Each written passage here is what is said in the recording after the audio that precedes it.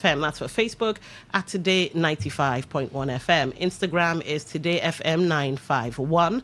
X Today FM 951. Twitch Today FM 951. You can also listen via the website www.todayfmlive.com www.todayfmlive.com. Click listen live and that's it.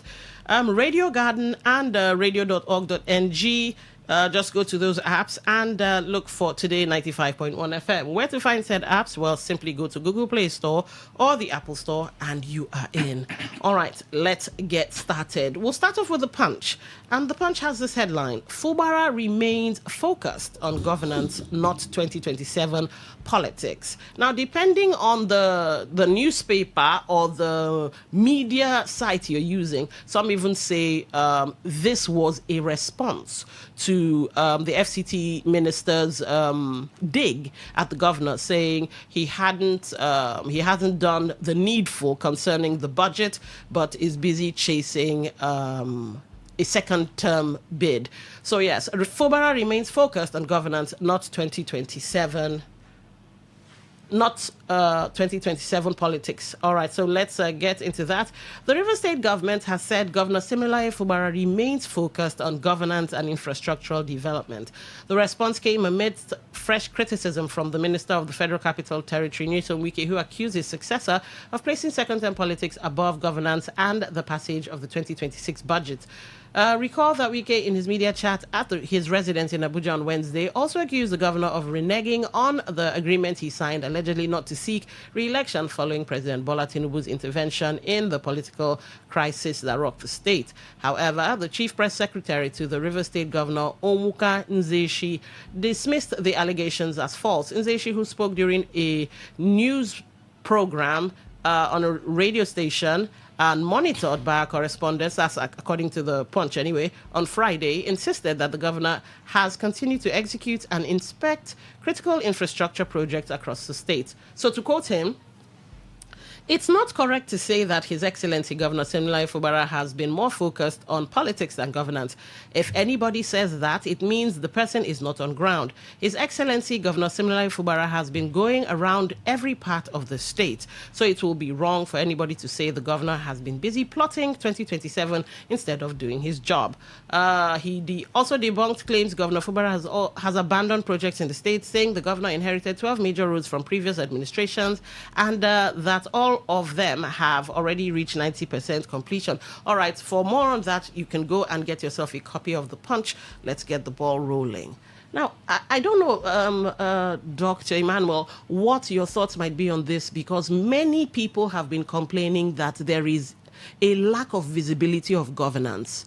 And we haven't heard much from the governor on several issues. Yes, I do agree he has commissioned or he has inspected several road projects, but road projects are not the only thing to show that, okay, governance and governing is going on. So do you agree with what his aide has said?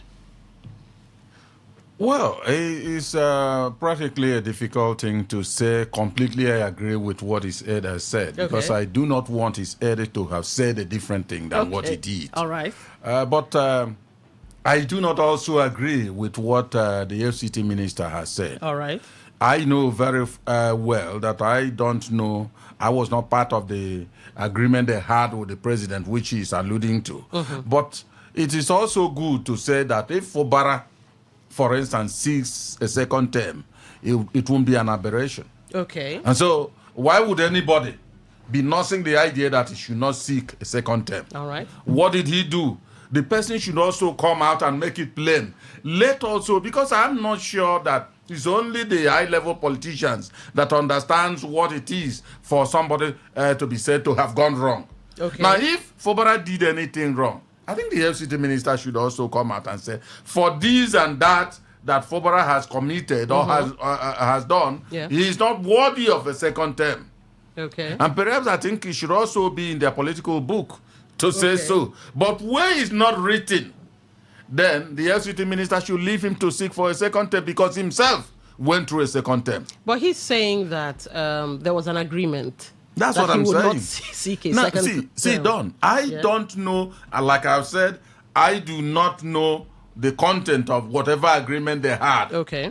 Now, I think it should not be crying more than the bereaved, as it were. I'm talking about the FCT minister. Okay. If, for instance, they signed an agreement, especially with the man he mentioned, the president, let him allow the president to squeal the bean.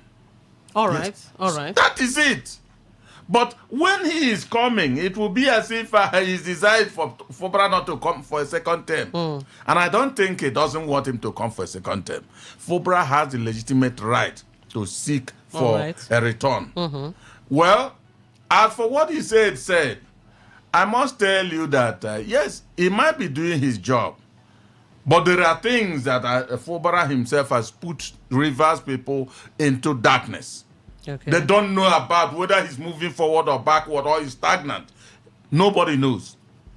For instance, the issue of this second term, it won't be a bad idea if Fubara says, I am in the race, I'm going to be there in 2027. Okay. So that there won't be all these people groping in the dark as to what his intentions are. Is he going? Because remember, I think not long ago we heard that certain number of elders bought forms for him. Okay, Abiante. Good. Fubara also heard that and knows about it. I want to believe, except they can prove me wrong. Now, he has not made any comment on that. Did you accept the form they bought for you, which automatically means you'll be in the race? Yeah. Or didn't you? Fubara has been just kept mum on that issue. So for me, I don't think it will be the right way to go for the people one is leading as a governor. Now, he might go commission flyovers here and there or roads and all that. It's not the end of governance. It's not at all. People need to know certain things. We're not talking about security issues that may be reserved exclusively for the security operatives and, of course, maybe the political head. But we are just talking about now these events that we are expecting to happen in 2027. Is our governor also part of it? Especially knowing about the problem that has surrounded his own leadership as a governor.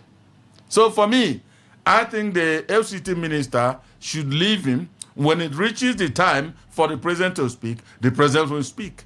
Because he must have been the author of the agreement. He must have brokered the agreement. And if Fubara is sidelining the agreement, President Tinubu, I think, has his own tongue to speak. All right. Interesting one there. Let's keep moving. Let's move to the next headline. This is the Vanguard, and an interesting one. I'm looking forward to Dr. Emmanuel's thoughts on this. 2027, Jonathan asks court to throw out suit challenging eligibility. So former President Goodluck Jonathan on Friday formally opposed a lawsuit seeking to prevent him from contesting the 2027 presidential election. Jonathan's counsel, Chris Uche, a senior advocate of Nigeria, informed Justice Peter Lifu of the Federal High Court in Abuja that the former president had already filed the necessary legal processes challenging the suit. According to Uche, the defense submitted a conditional appearance. Now, conditional appearance, let me water it down. I don't want to use a too technical a term. Somebody takes you to court and you hear that, okay, there's a matter, and you say, okay, fine, I will come, but. So that's a conditional appearance. I will come under protest. I will come and being coerced to come. So yes, that's what conditional appearance. In a watered description, that's what conditional appearance means. Now, preliminary objection, counter affidavit, and written address on May 5, urging the court to strike out the case.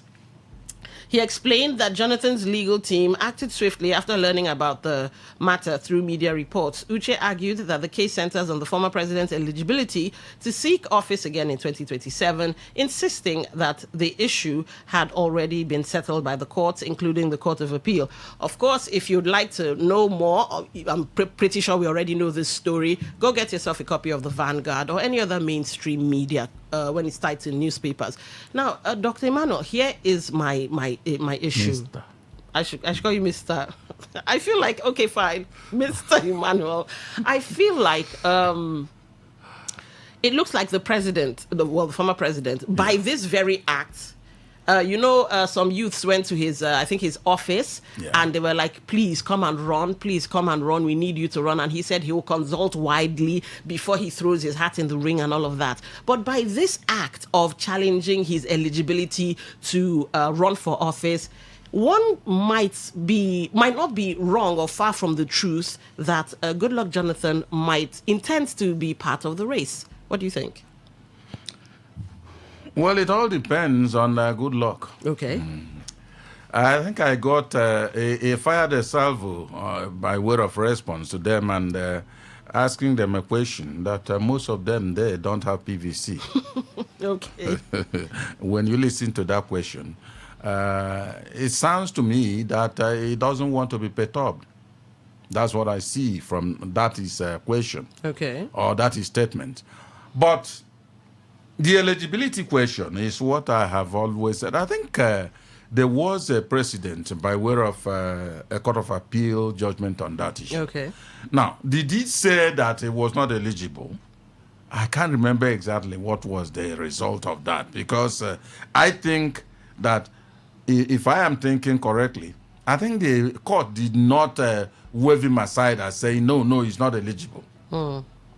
Because if he's, why should we be groping in the dark? Here again, I'm using this particular term.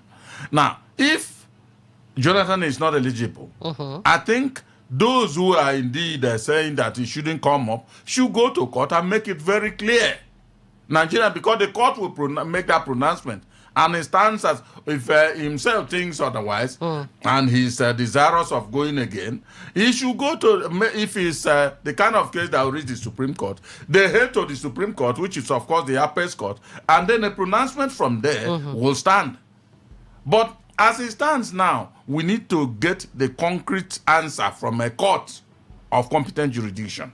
All right, so based on your Court question, of Appeal, it says here, as of May 2026, courts have affirmed former President Goodluck Jonathan's eligibility to contest the 2027 presidential election, ruling that his initial 2010 assumption of office was constitutional succession, not an elected term. A federal high court in Yenagoa recently cleared him, ruling that the 2018 constitutional amendment limiting terms cannot be applied retroactively to his previous tenures. Thank you very much. And is it done? Even though I'm not a legal practitioner, I think I understand this because I'm literate enough to understand what this thing has said. Yes. Why are they quarreling about that? It's the person saying, but however, they have every right, though, to still say, no, they don't believe in what the Court of Appeal says. Okay. If it is the type of case, which of course I believe you will know, that could head to the Supreme Court, they should go there so as to foreclose the whole thing after their pronouncement. So where are we now being worried here? Jonathan is eligible, Jonathan is ineligible, and all that. Yes. I think they should settle that with court. And then when it's settled, we'll come back to this question he asked the people, that most of them there are not having PVC. And tell me how you vote when you don't have PVC. That means it looks like the man is saying, you see, I'm comfortable where I am, and you people have been prodding me to come up in this 2027. For instance, if he comes up, and truly these people that are trying to woo him to come back and recontest in 2027, they don't have PVCs, is he not going to be flawed by others? And wouldn't it be the greatest maybe shame that a man that had gone, that he ordinarily should have gone and then rested, I don't know the other position he's looking for. Okay. Some people are looking for, even if being a month as the presidency, a month as the president of the nation. And himself, he stayed, I think, on that particular position for 6 years. Okay. So, is he not enough? Let him rest. But if he wants to come, let him go ahead and come.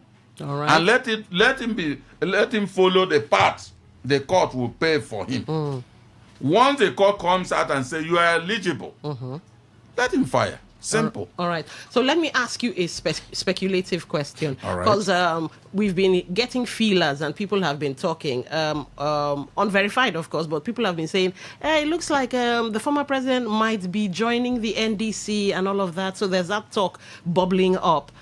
With such speculations to be correct, and seeing as he is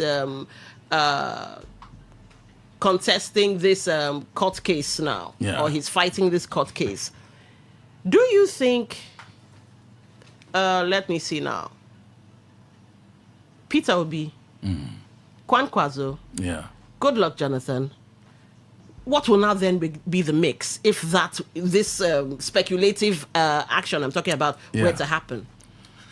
Speculation remains speculation. But whenever is and comes to a halt and prunes itself off being speculation and then becomes reality, then we know. Let's even agree that it has reached to become a reality. Jonathan joins NDC. Now, the parts Obi has told shows me that, but remember, I'm a human. I might not be correct, but that's what I think, and that's my opinion. The party has presented to us by leaving ADC for NDC might mean again that he has to be on the move. Yeah, from the NDC. Because you remember, he specifically mentioned about litigations in ADC. Yes. And that will also be that he will not be given automatic ticket to run in NDC and might not be comfortable. Instead of going, let's go to court and say this and that, he may move. And using that particular word may means he may choose to move or stay there.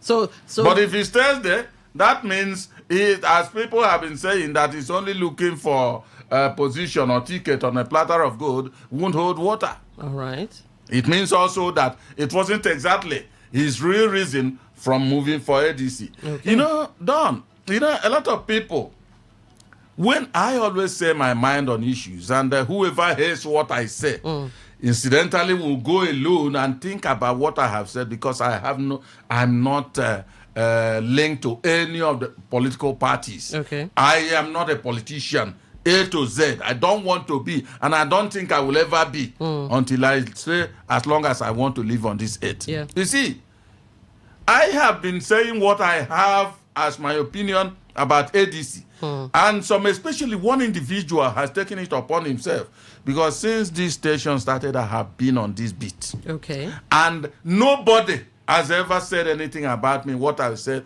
because I don't go after anybody's interest.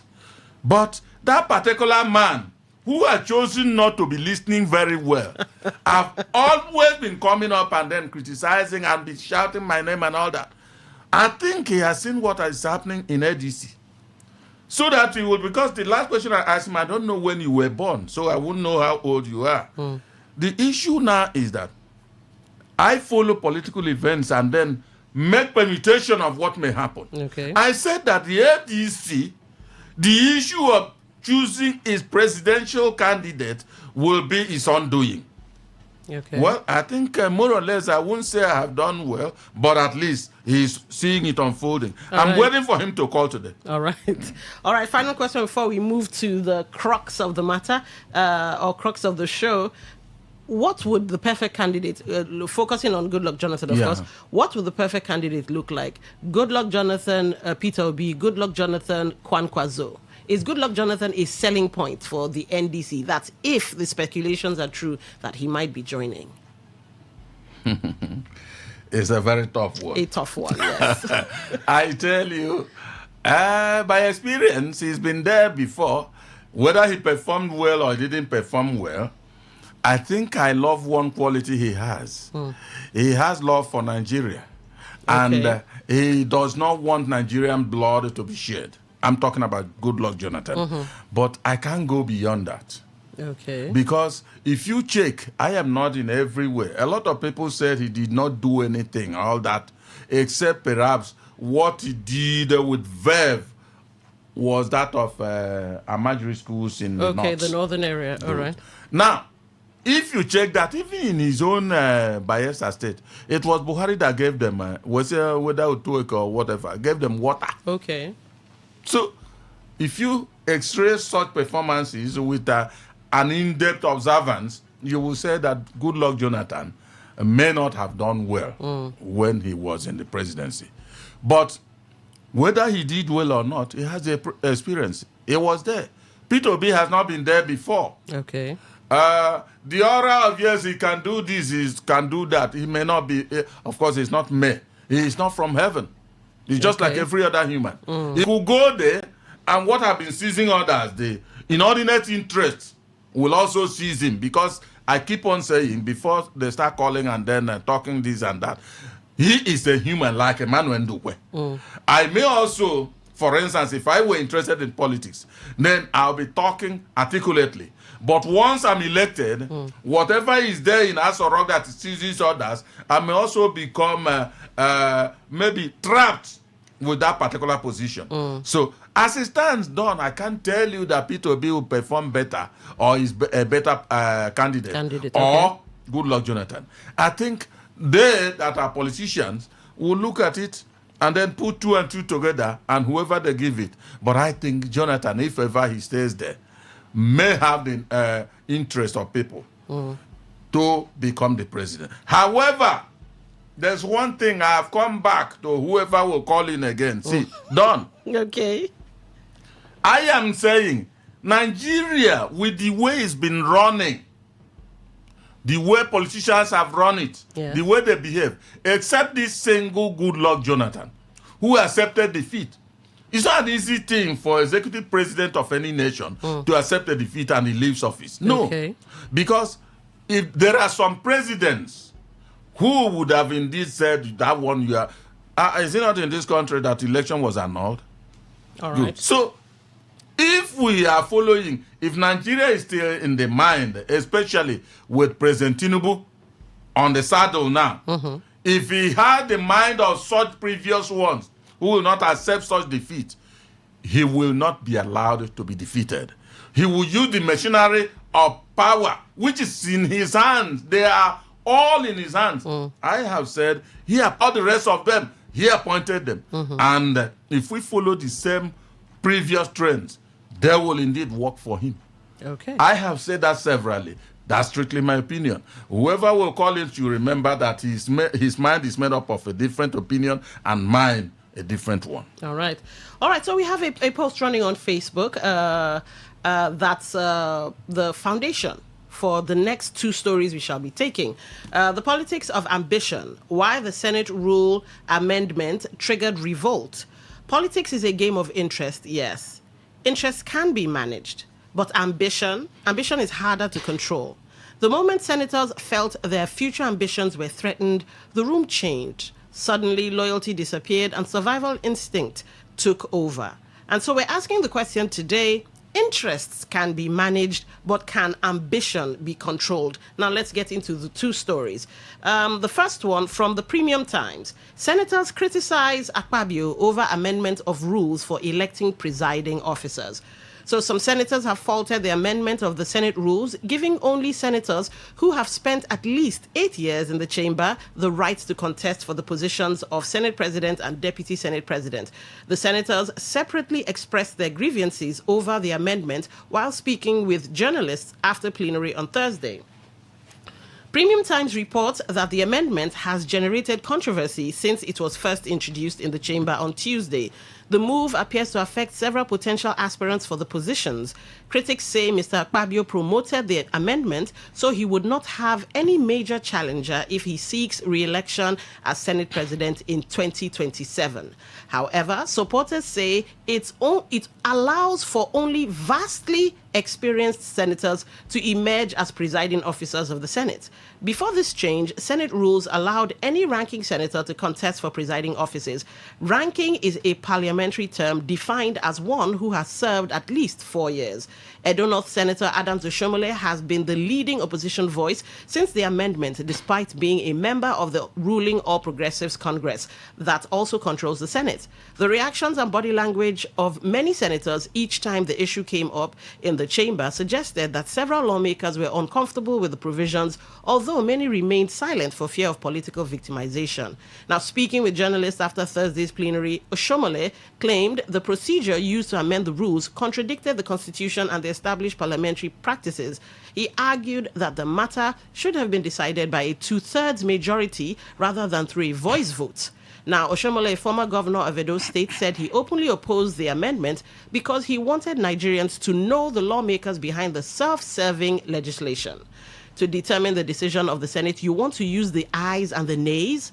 It is open to abuse. I wanted Nigerians to know who those senators are who are making laws that are self-centered and what I consider to be a selfish interest. So the nays and ayes are not determined properly. That was my position.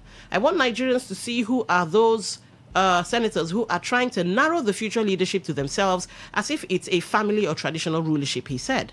Mr. Oshomole described the amendment as deceptive, insisting that it did not follow due constitutional procedure. The point I was making yesterday was that once you don't follow the procedure to make the law or to make a rule, you're putting something on nothing because the procedure is deceptive, and that was the point I was trying to correct. The senator further argued that the amendment means Mr. Akpabio should not be the Senate president. Even the Senate president has not done 8 years in office. Even if you count the previous one plus the current one, it is not up yet up to 8 years. So if we pass the rule, lead by example by vacating, that's actually the appropriate way. David Mark had the honor and privilege of serving as a Senate president for 8 years, not by playing with the rules. Those rules that enable David Mark to stay for 8 years, what's wrong with them? Those rules that enable the Senate president to contest for Senate presidency, what's wrong with them? Why change it now? Now, also, Bauchi Central Senator Abdul Ningi said the amendment was clearly driven by selfish interest. So to get Ningi's quote, this is self-serving and self-centered from those who moved it and those who opposed it. You're a living witness when we stood up on this floor to raise our concerns about the Electoral Act as presented before the Senate. Having worked in the Committee on Electoral Matters for almost 2 years, we raised serious concerns about some provisions that are in the Electoral Act. In the name of party supremacy, people kept quiet. Now, because some people feel they have ambition, this particular matter is not about Nigeria. It is about the Senate and those who want to aspire. Ningi also pointed out, in 2023, when we came here, the particular ranking was thrown under the box. You could see the principal officers who are coming to the Senate for the first time and a senator who is coming to the Senate for the first time. The biggest of the committees was given to new senators after 3.5 years. How have these senators performed as chairmen of committees? It goes on and on and on. Go read it for yourself. Now, so Emmanuel, some people would say, is a chicken coming home to roost? Some people will say, yes, like the quote that's running on Facebook, politicians have interests, and interests can be controlled. But can ambition be controlled? Well, yet another tough one. Yeah, I tell you, because all right.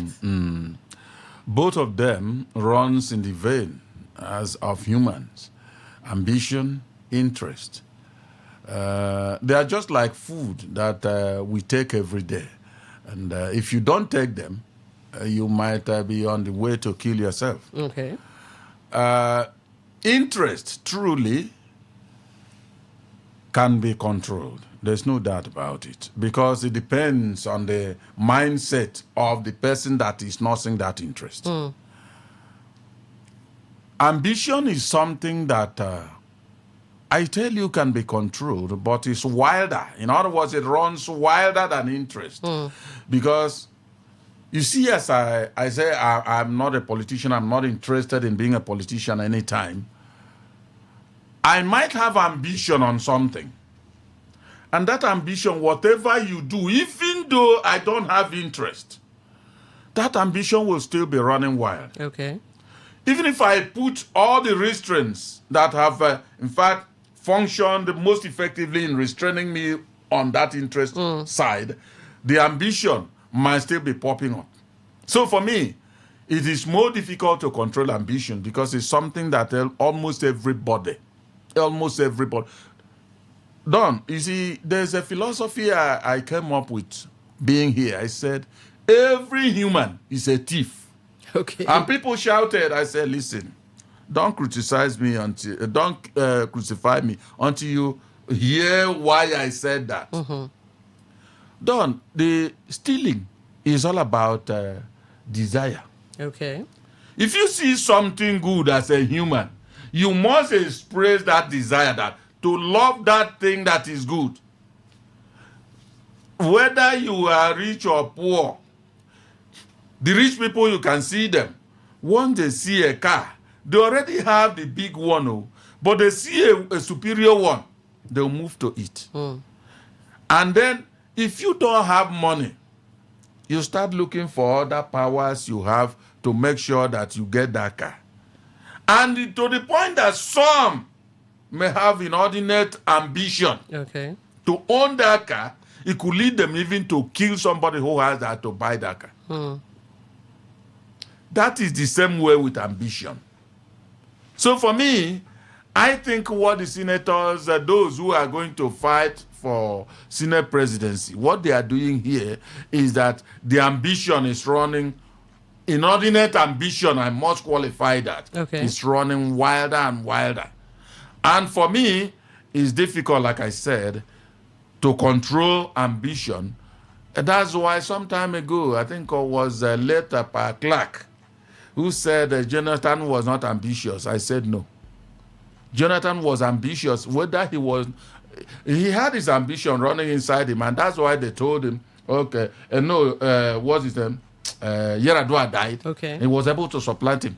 If not, he would say, no, I don't want to be on that particular place. I wanted to be the vice, so I can remain here. But you see that one, I won't move ahead. So he was ambitious. And there is no human who does not have ambition. All right. So they also complained about the voice voting thing, which we on the outside had issues with when it was time for state of emergency and no state of emergency. So now that this is happening, do you think that this could or this is the beginning of the erosion of trust? Because now some people word on the street could be that the Wayoyi people were playing Nigerians. You're now doing it to yourselves, and this could be the beginning of, your crack. You see, Don, I don't think there has been trust any time. All right. Any time at all. No, see, what is unfortunate that they are now doing it to themselves or among themselves. Okay. Because the people in the chambers, upper and lower, have always been excluded from Nigerians. Okay. They went there on the name of these people, Nigerians. But when they reach there, they take to their own sides. Take, for instance, as at that time that of state of emergency came, was Oshomole not there? Okay. Did he kick against the use of voice vote? No. Even when you hear them that the nays are more, they would now tell you the eyes have it. See, if I always say whatever, because the Bible, for me, the Bible is the biggest book. Whatever may be for any other person is left for that person. The Bible says that whatever you wish others do to you, do same to them. Okay. It didn't say the one you don't want them to do to you is the type you should do to them, and then let them do to you the one you want them to do to you. No, it didn't say so. Whatever you want them to do, do so to them. All right. Now, the senators, inordinate ambition has driven those who want to fight for that to come up, even not thinking about themselves. They are coming up and standing strong on that. Akpabio, how many years old was it in the Senate that he was appointed the Senate president? Even if you count from when he joined them, he has not reached 8 years. So let them continue. All right. When somebody continues being a thief until one day he's been stealing in secret, until one day he goes to the market and steals there. They will maybe lynch him right there because everybody will grab him. All right. Anyway, it must be said that due to the backlash, the Senate president and those who were pushing for this, they've backtracked. Because that's the market I'm saying now. That's the whole mouth. So they backtracked. All right, so let's go to the last one before we open the phone lines. Of course, you guys heard the crisis that hit APC Governors Forum. They say 18 reject Uzodimma's removal because there was a post running up that Hope Uzodimma had been removed. Now, a follow-up to that, APC Governors Forum splits as Uzodimma Abiodun lead rival factions. So the Progressive Governors Forum, PGF, has been factionalized. The rival rival factions emerged after its chairman, Governor Hope Uzodinma, was reportedly removed on Thursday. While Uzodinma insisted that he remains PGF chairman, Ogun State Governor Dapo Abiodun and Kwara State Governor Abdulrahman Abdulrazak are leading a separate faction. So that's happened, and that's tying to the ambition and all of that. So again, I've always made this given this example of, if imagine you're in a boat and everybody shifts to one side, that boat is going to capsize. Of course. So could this be the beginnings of that? The boat will go one side. So could this be? Because one party supremacy and all of that now, like you called it, inordinate ambition. Yes. Could this be the beginning of the APC's widening of what could be their internal disputes? Well, you know that the elder brother to APC is PDP. Okay. But of course, no matter how cantankerous you may see the PDP, it is very resilient. Even right now, we can see it. One way or the other, they may come back and become one. Now, the APC, I wouldn't know whether it's resilient as the PDP, because its own resilience is only seen on the cover of President Tinubu. All right. So, the governors are the most potent force in any political party.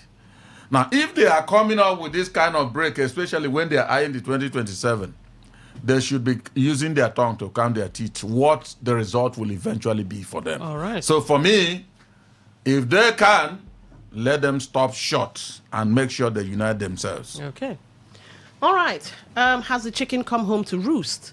Interest can be managed, but can ambition be managed? The phone lines are open. Welcome to the show. What's your name? Where are you calling from? Oh, good morning. Good morning. What's your name? Where are you calling from? Yeah, my name is Ola. I'm calling from Igrita. All right, go ahead. You have the floor. Yeah, I just want to make some correction for what the program we're doing this morning. Good Luck did not build any alumajiri in North. Good Luck did not build any alumajiri school in North. I'm saying it again. I happen to work in most of 19 states of the North. I just left Gombe 3 days ago to Port Harcourt. There's nothing like Alumajiri School in North. I just want to make that correction. All right. If I'm not correct, you can call your people in North and ask that question again. Thank you. All right. But I just did a quick tappity tap, and apparently the Vanguard of February 7, 2022.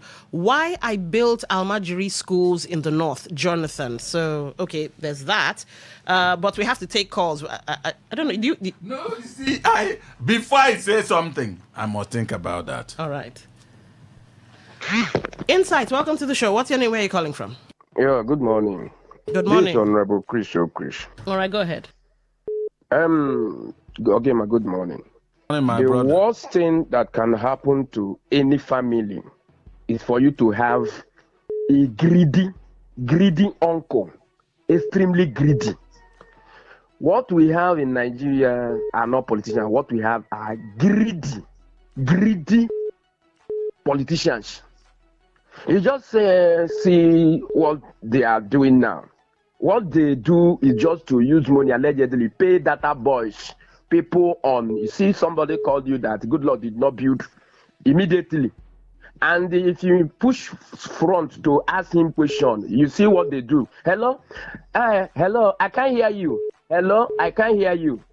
He have many to say, but because of to push this, that's why he ran away. All right. They don't debate. So to me, Nigerian politicians, these ones you see them here, the ones you are seeing now, they are greedy. All right. Look at what is going on between Imo State governor and the Wike FCT minister. All right. You see the kind of greedy. Okay. All right. One of them just showing. All right, I had to let you go because you were taking up time. Good morning. My name is Emmanuel. I'm calling from Transamadi. All right, go ahead. Keep it short and sweet, please. Yeah, that's why when in Nigeria we are also complaining that these are politicians. They don't have our time. They don't care about us. So now fuel price has been increased to 1,000 something. A bag of cement is 13,500, and they are fighting for their own interest in the Senate. Who want to become the Senate president? Who want to be? They don't even care about the citizens of Nigeria, what they are passing through. And the APC and their governor forum crisis is just the beginning. They will continue to fight. All of them will split in. Thank you very much. All right, thank you for calling. Insights, welcome to the show. What's your name? Where are you calling from? Good morning. My name is Sunday Kokubu from Port. Go ahead. I'm fighting for hunger. They are fighting for power. They should continue. Go ahead. Interesting. All right. Thank you for that. I don't know, Sir Emmanuel, do you have anything to say to that? Well, everybody has made clear his position. Truly, I'm not living with him, but Nigerians are going through hunger. True, yeah. But they are struggling for power. There's no doubt about it. I think it's on point. All right. Remember, the phone lines are open. Let's check the text messages and all of that. 0810-9510-951. 0810-9510-951. Insight, welcome to the show. What's your name? Where are you calling from? Hello, this is Dr. Chris calling from Port Harcourt. All right, go ahead. Good morning to all of you there. I'm talking about good luck legibility or ineligibility. Go ahead. Here we are there when good luck contested the second tenure with Buhari. Here we are there. Those who saying that it's not eligible to contest now. Here we are there. All right. Thank you for calling. I guess that was his contribution. All right, let's get into your text messages while we await more. Okay, we have a call. Insight, welcome to the show. What's your name? Where are you calling from? Good morning, Nadia. Good morning. What? All right, go ahead. I want to come out. Your Miss Andy go in the studio that is wrong in saying that Jonathan want the peace of Nigeria. Says you're wrong in saying Jonathan wants the peace of Nigeria. Because that's my belief. Now he cannot be sharing the same opinion with me, except otherwise it works out. All right, go ahead. Hello, go ahead. Okay, I guess he just said that and ran off. All right, okay, your point has been has been noted. Let's get to text messages while we await calls. Let's see. Okay. All right. Just hang on. The network seems to be giving me problems. I'm trying to get back in. Let's take this call. Insight, welcome to the show. What's your name? Where are you calling from? Good morning. This is Akanimo calling from Port Harcourt. Akanimo, good morning. Go ahead. Yes. Yeah. Okay, morning. I want to speak on the issue of good luck respond to the people that call him to come back to run. Concerning the issue of PVC, that most of them have not had PVC. But I think it's like our former president not know what makes did not win election. For a person like him have PVC, but did not be able to vote. So that means that tells us that it's not PVC that makes election big in the country. It's not PVC that makes somebody win presidential election or governor election in this country. You have addressed the problem that the country has. Okay. Had to. Yeah, he put us on hold. Insight, welcome to the show. What's your name? Where are you calling from? Yeah, good morning. My name is Andy. I'm calling you from Alakaya. All right, Andy, you have the floor. Good morning to your guest. Good morning, my brother. Yes, sir. I want to just make a clarification on something. You see, we are just laughing over it. Somebody called and said he's fighting hunger and they are fighting power. But we just laugh over it.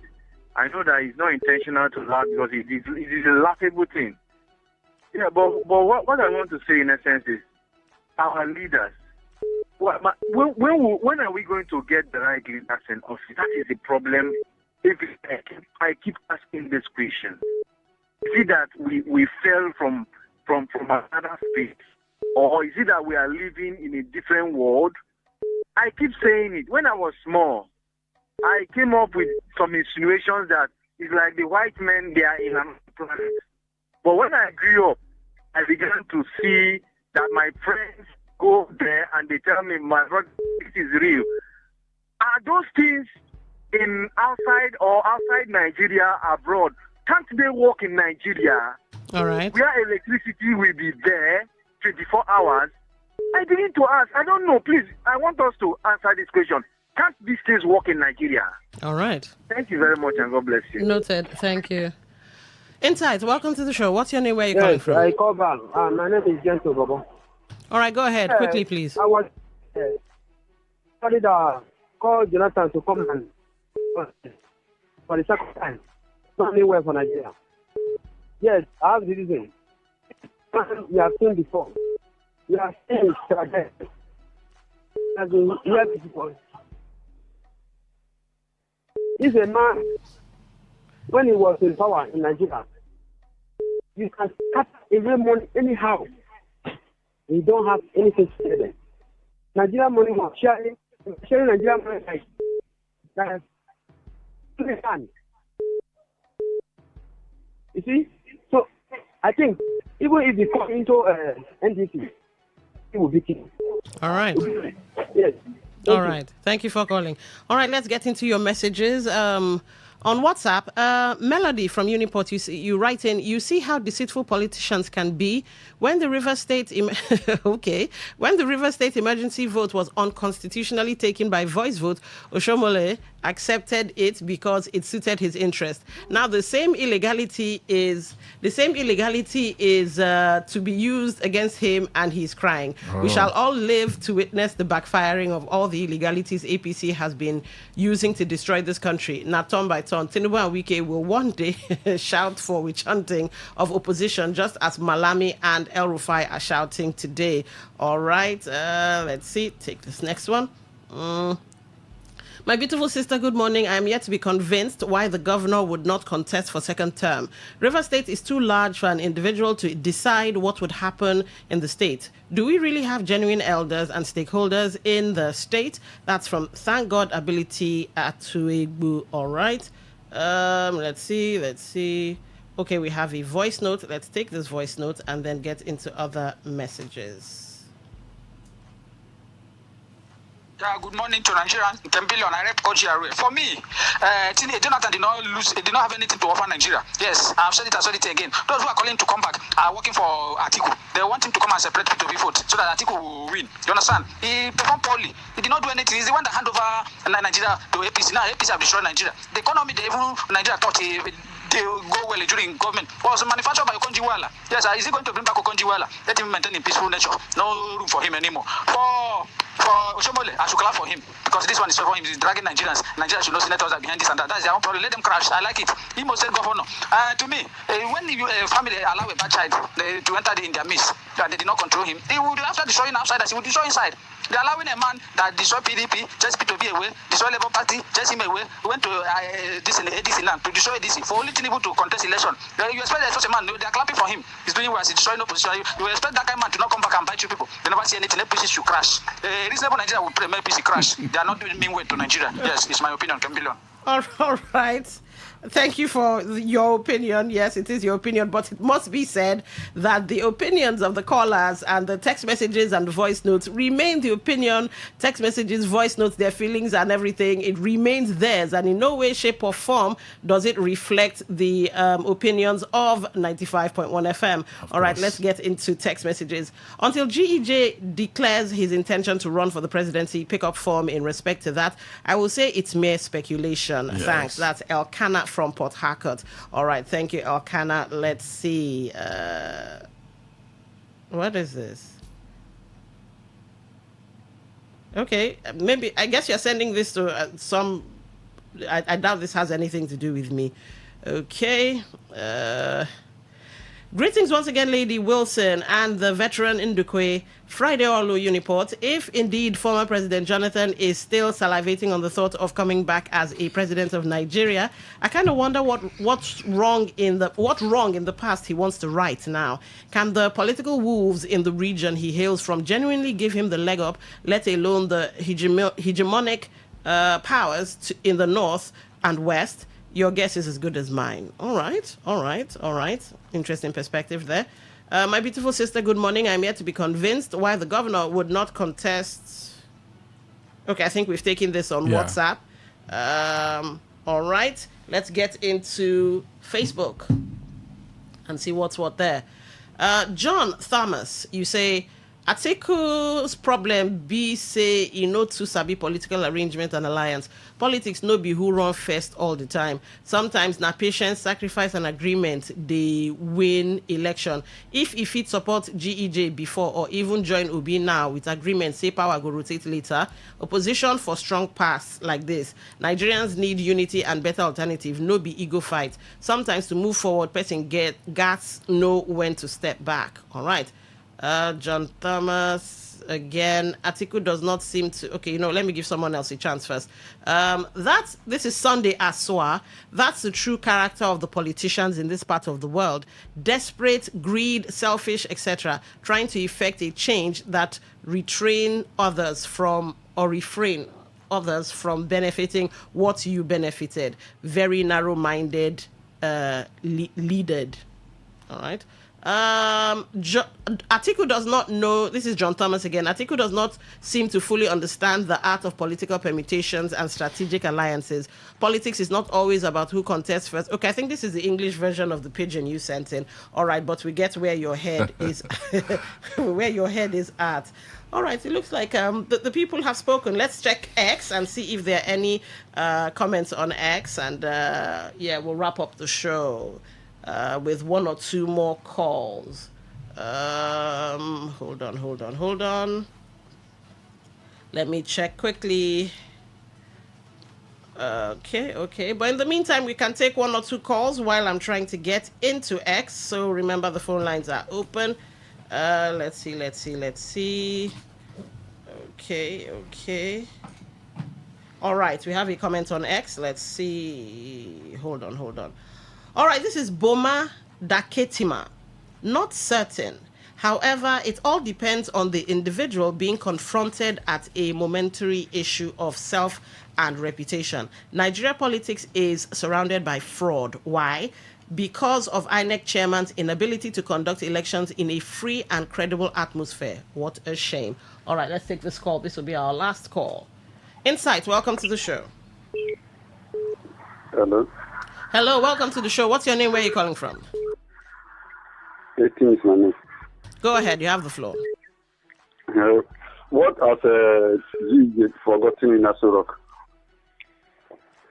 The Suki Gate, the Zana the bombing. We don't want suicide bombing to resume in Nigeria. We complain of no turnout of the voters. Many didn't have voters cards. The thing we failed to implement justice with that we have addressed the appointment of INEC chairman and others and the rest of others. The comfort that is set up about all the millions and billions invested in that comfort. We have 6 months to its end of tenure. All right. To implement it. The money made for the FS group money that made for oil producing states, we refuse to pay it, even if we turn it from paying that of the state. So we Etamechi in 2015. But it was Buhari that paid this money, which I need to say the money that they have been using to execute projects. They should also order Niger Delta governors where they voted the American. So you should have the ACC. The issue go to repeat itself. Amici and Jonathan, the governor to the Tesu. Everything that happened during that time that brought that Jonathan out of office happened on that Tinubu. So he should be ready to pack his luggage to Lagos State, either Babylon or the Lagos Lagoon. All right.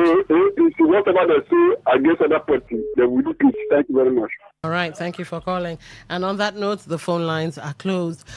Sir Emmanuel, okay, fine. Let me go with Sir Emmanuel this time around. Any final thoughts? Well, I think that the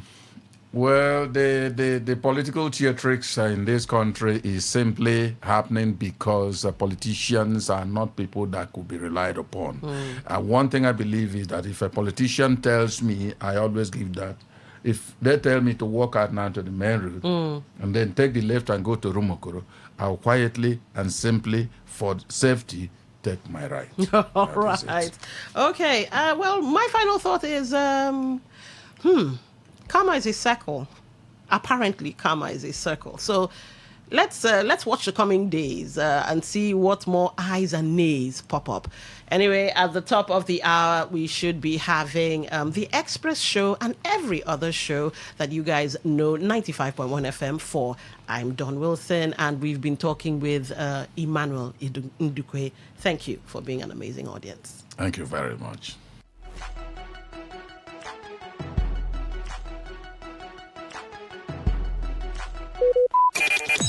Talk radio. I listen to a lot of talk radio. 95.1 FM. Looking to grow your business? Ready to elevate your brand and reach the right audience? This is your moment to take your brand to the next level with Today 95.1 FM. Your trusted voice, reaching thousands of listeners every single day. From startups to established brands, we create powerful advertising solutions that boost your visibility and drive real growth. Our affordable advertising packages are designed to give your business maximum visibility and real results. Don't just advertise where people are listening. Call us today on 0818-389-2850 or visit our station to book your slot now at Today FM Drive off East West Road, Obiapo. Today FM 95.1. Your voice, your market, your success.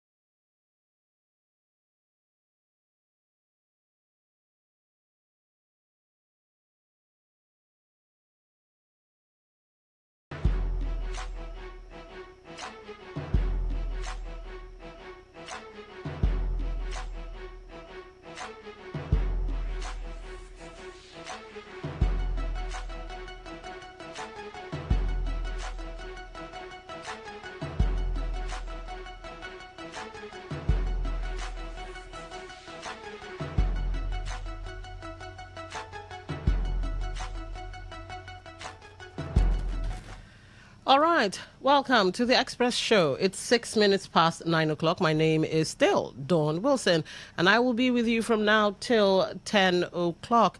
Now, the Express Show is, well, a bit like Talk That Talk in the sense that it usually focuses on River State issues, issues connected to River State, issues that could be compared with River State, so long as it has something to do with River State. Yes, on the Express Show, especially on Saturdays, we'll be talking about it. And today promises to be no less.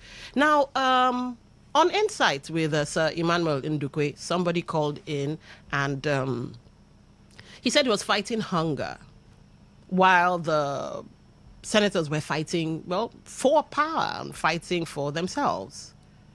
Now, I had to laugh, not because it was funny, ha ha ha. It wasn't hilarious, but it was a funny, okay, this is uncomfortable.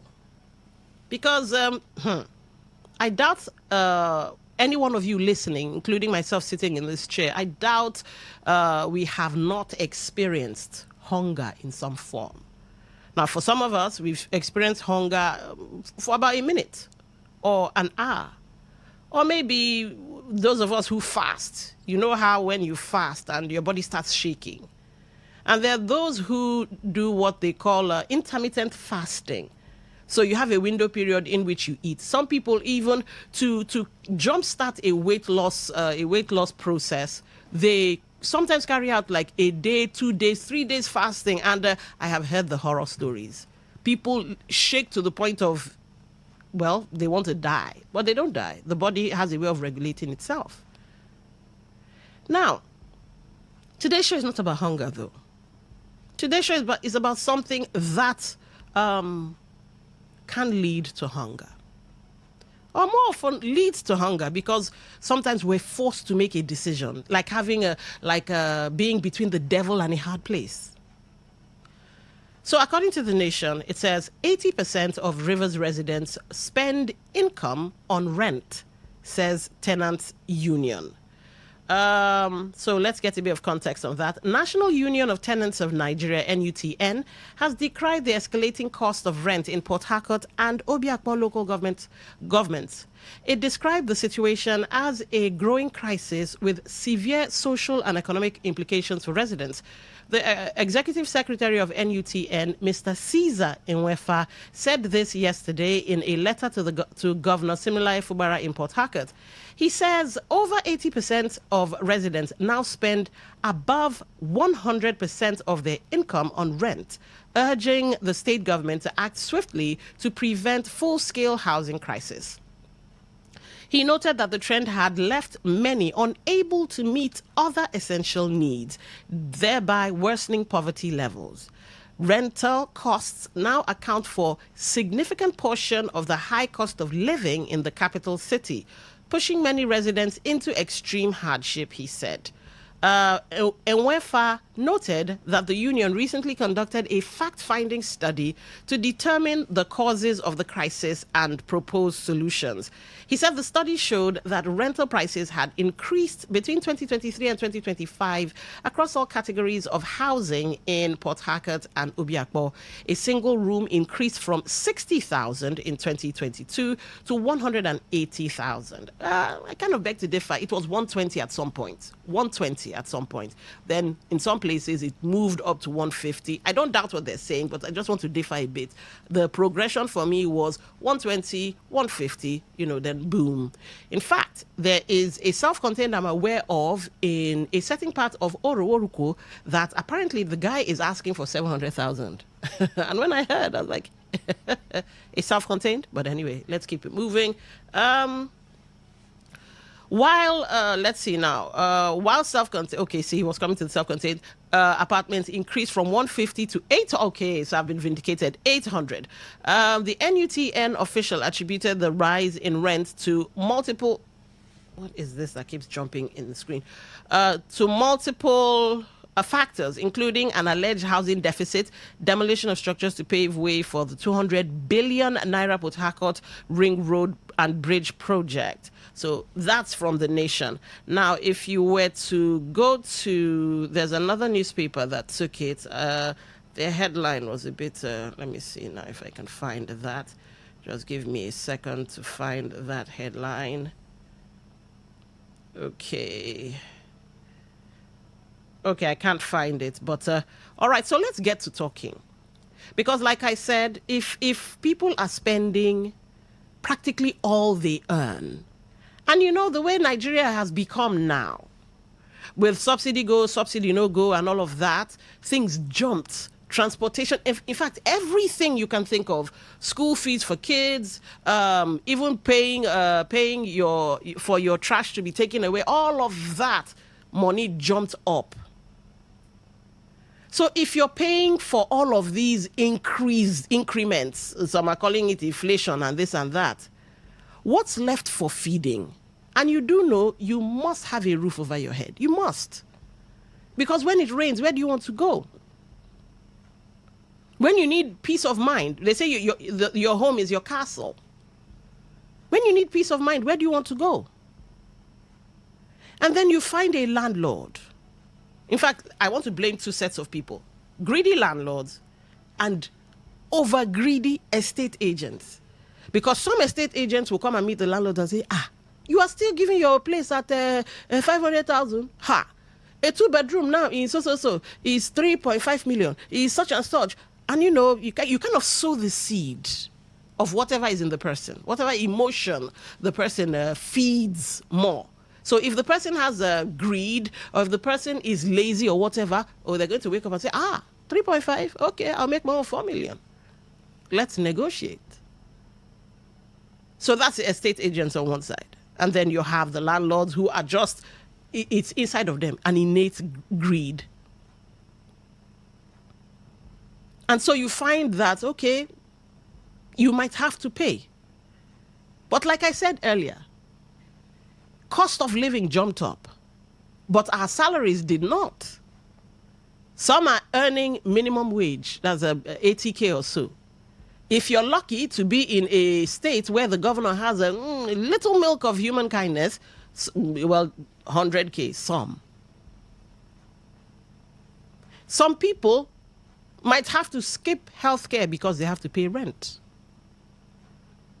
Some people who are somewhat, can I use the word lucky, might have to start cutting down on food budgets just so that they can pay. Not going hungry, like my friend who called in, not going hungry, but you know, maybe they might not start doing 001 or 100 or 101, something just to make sure that they have enough savings to, you know, pay their house rent, because some landlords do not hear a beg.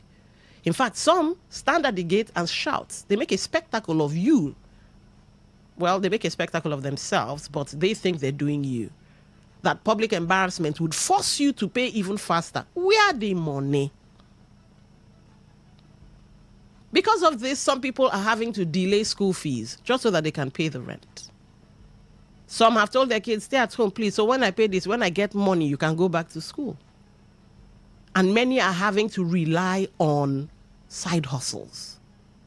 Some are now so broke they can't even pay. So now they're living in somebody's boys' quarters, or they're hanging with their friends or families. And you know, when you live in another person's house, you have to be careful where you put leg before they tell you your life story.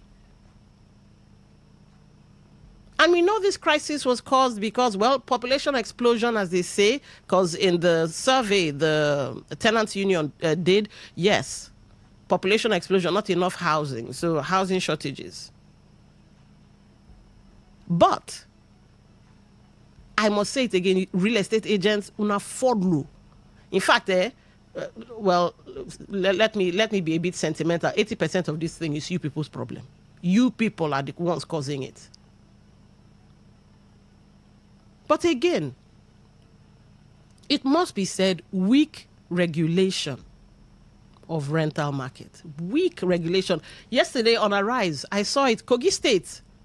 People came out to protest that, look, there must be regulation of rent. The government has to come out and do something. So Kogi State, that we sometimes look down on and say, waiting there, Kogi, I beg Jade. If they're screaming that the government should come out and help them, What a time to be alive. I do know that one or two people, I think somebody in the judiciary has pushed for rent control. Where is the state assembly? Yes, at the moment we know they've barely sat, maybe 5 or 6 or 10 times. I wasn't counting, but they've barely sat. And this is something that they should look into, because 80% of one's income. So what should we be doing? Should we pack up and go back to the villages? Meanwhile, some of us provide much needed service. If we cannot afford to live in the city, who's going to be the fuel attendant? Who's going to sell the food? Who's going to be the market men and market women? Who's going to sell the meat? Who's going to work in media? Who's going to pass information along to you guys? Who's going to teach your kids? It's going to tell on the economy, because if people can't make ends meet, they would, well, more often than not, go back to where they're coming from. So sanity has to prevail before it gets to the point where housing becomes luxury. Yeah. It could get to that point. Okay, look at it now. Let's use Bole, for example. Before subsidy went and subsidy did not go and subsidy arrived, Bole was, pardon my use of this expression, it was poor man's food.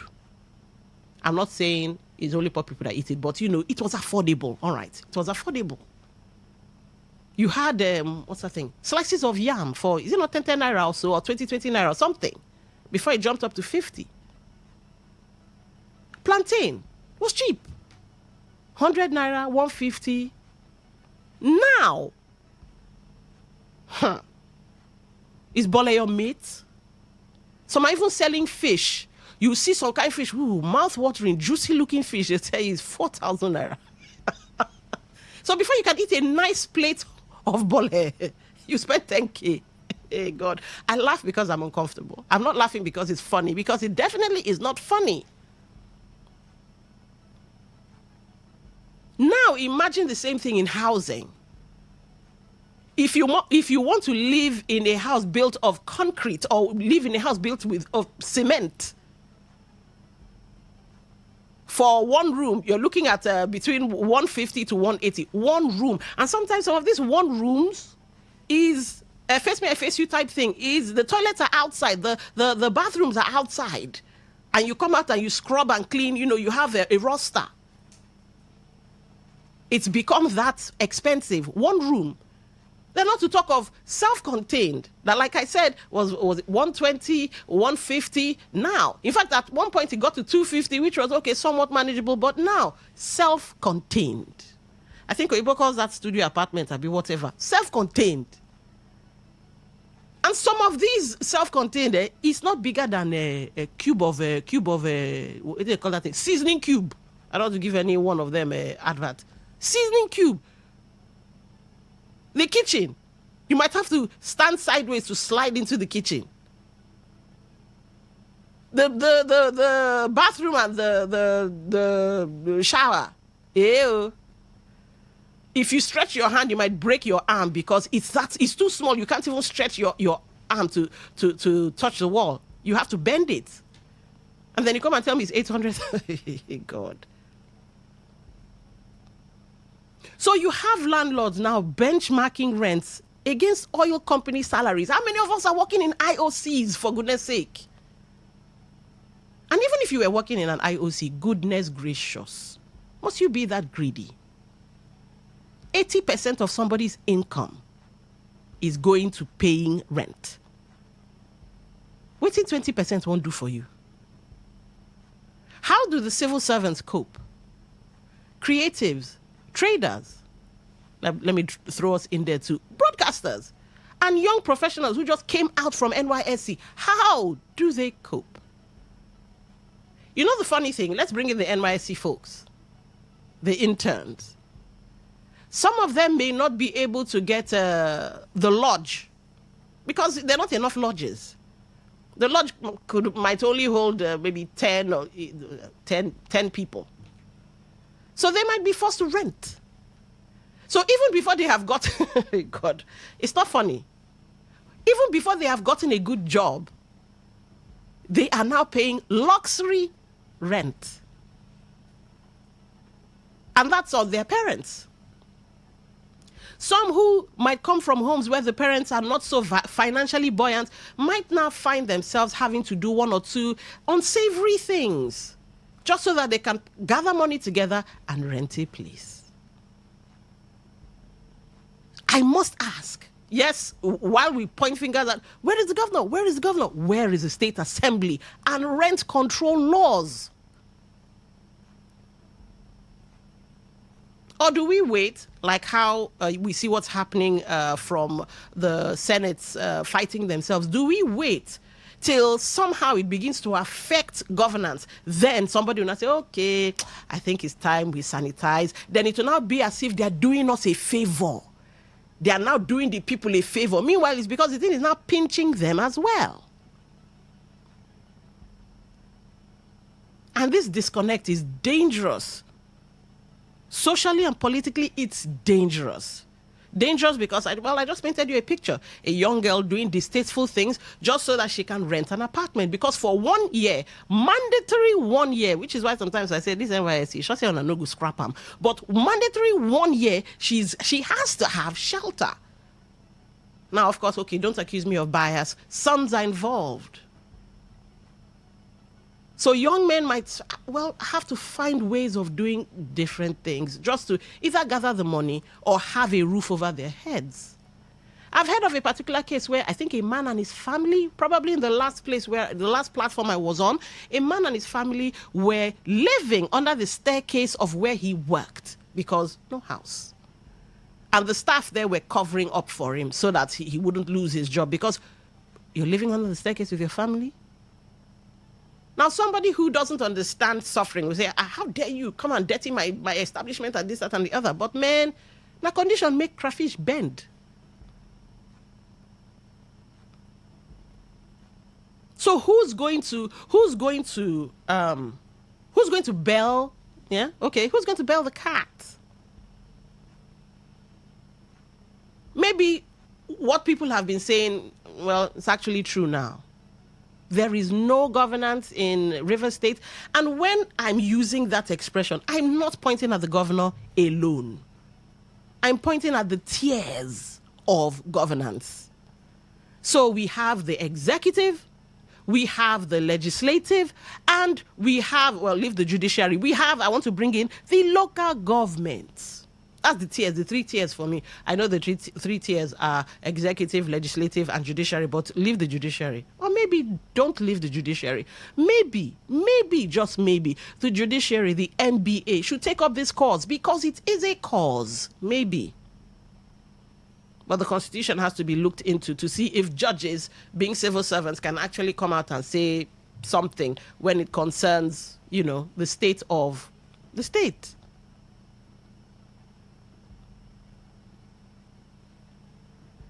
Your salary enters your account and disappears immediately. How do you build a future when your income is already exhausted just from, I need a house, I have to pay rent? How do you build a future that way?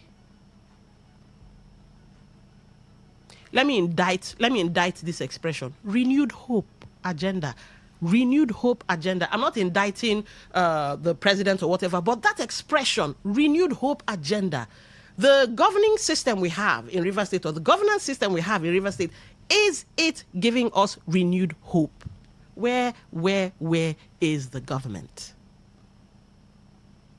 Because this is something that should be looked into.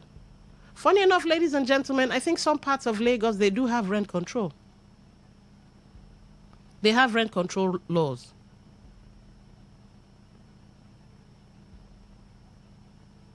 Slowly, Port Harcourt is becoming a city where people can work, but you cannot afford to live in. Now, imagine if the roads had been done. Imagine if all the roads had been done, whether by this administration, previous administration, any administration. You come from Okrika, enter motor, come to Port Harcourt, work, finish. I'm going back home. That could help. But what are they busy doing? Squabbling some more. And I'm blaming any administration you want to blame.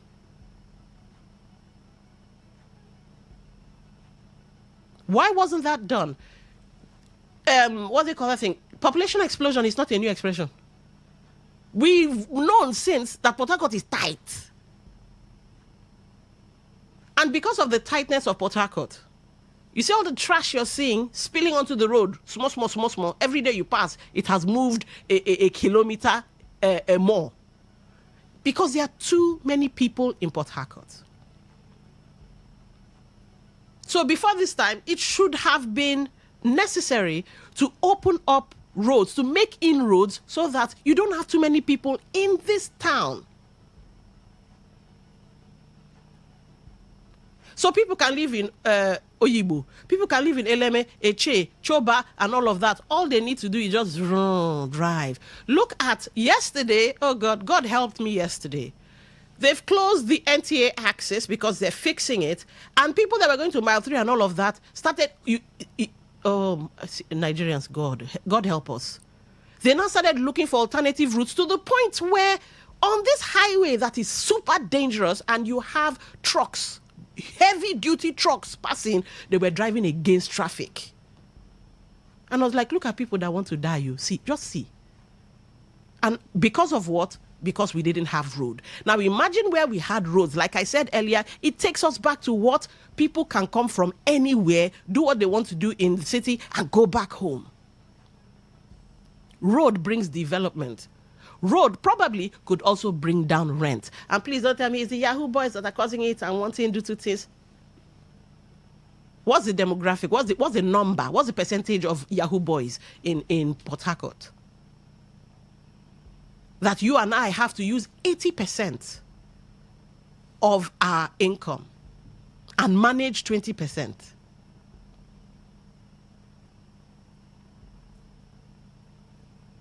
Now imagine where rent is controlled. At least you will not spend too much on, you would have enough to probably spend on transport. You would have enough to spend on other things. I think this is why politics matters a lot. Because the kind of politicians you allow get into power, in whatever way you allow them get into power, it matters. Because if you allow visionary people get into power, said vision will work for you and I.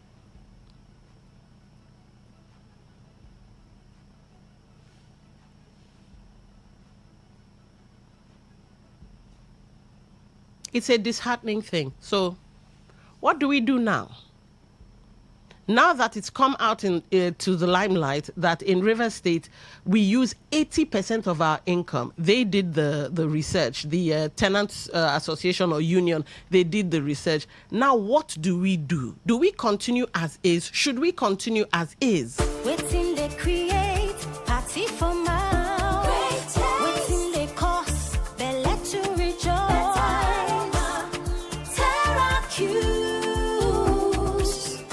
Terra Seasoning Cube turns your meals into a masterpiece. Unwrap joy, unleash taste. Hey, come cook with Terra Cubes. Come cook with Terra.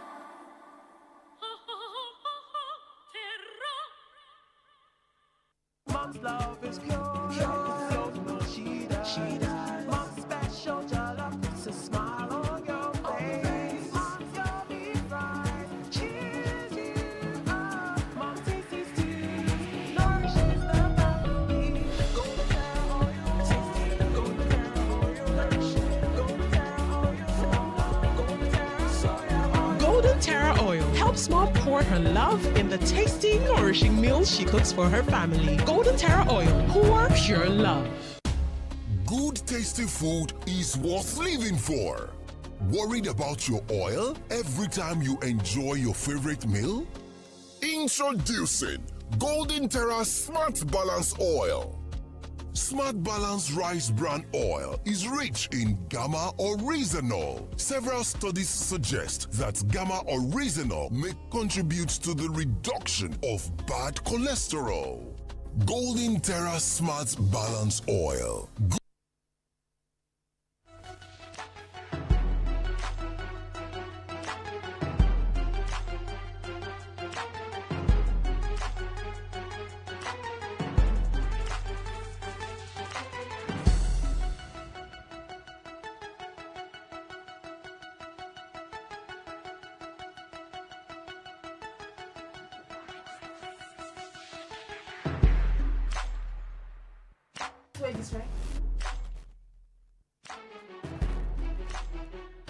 All right, so welcome back from that break.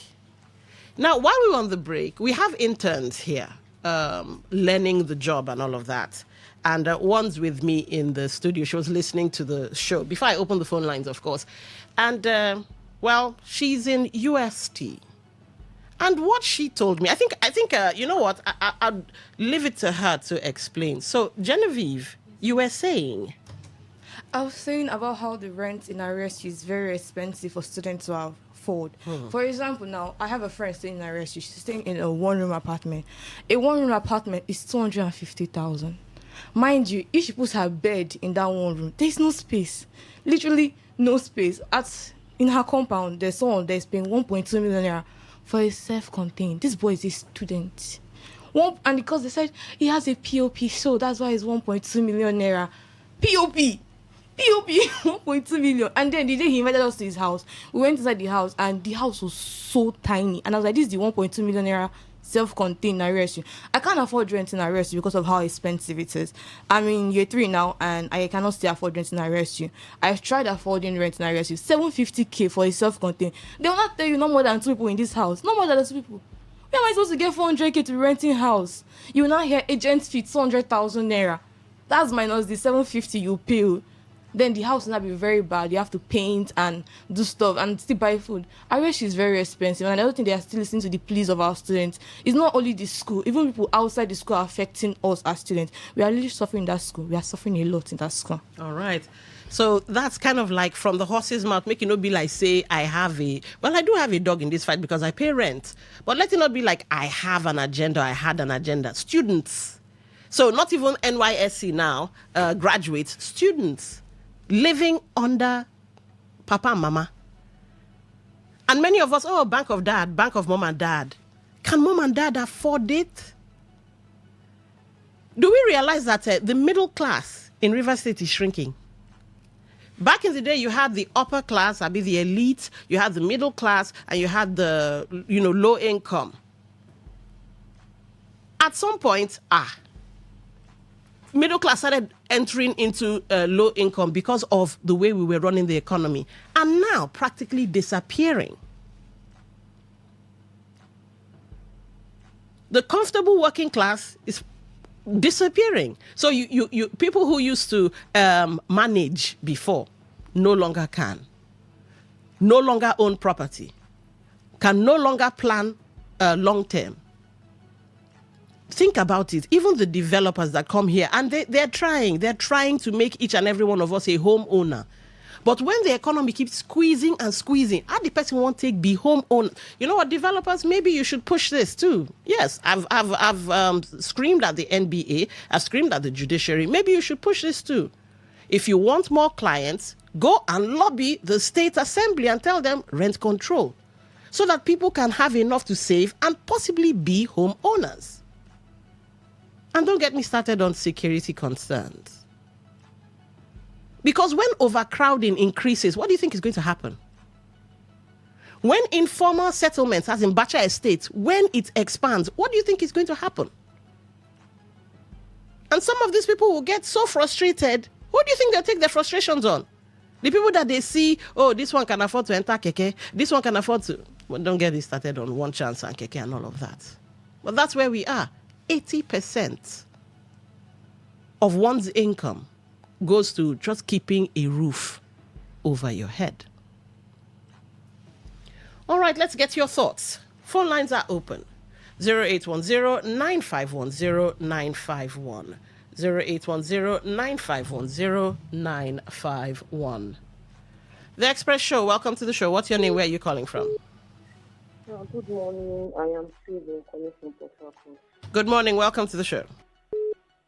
All right. Thank you very much. I actually have interest so much in this topic. I mean, this topic of discussion. You know, a whole lot of things have really been coming up. A whole lot of issues. Yeah. Let me just use Port Harcourt. You know, as a case study. This rent issue, I have also been a victim before as a student.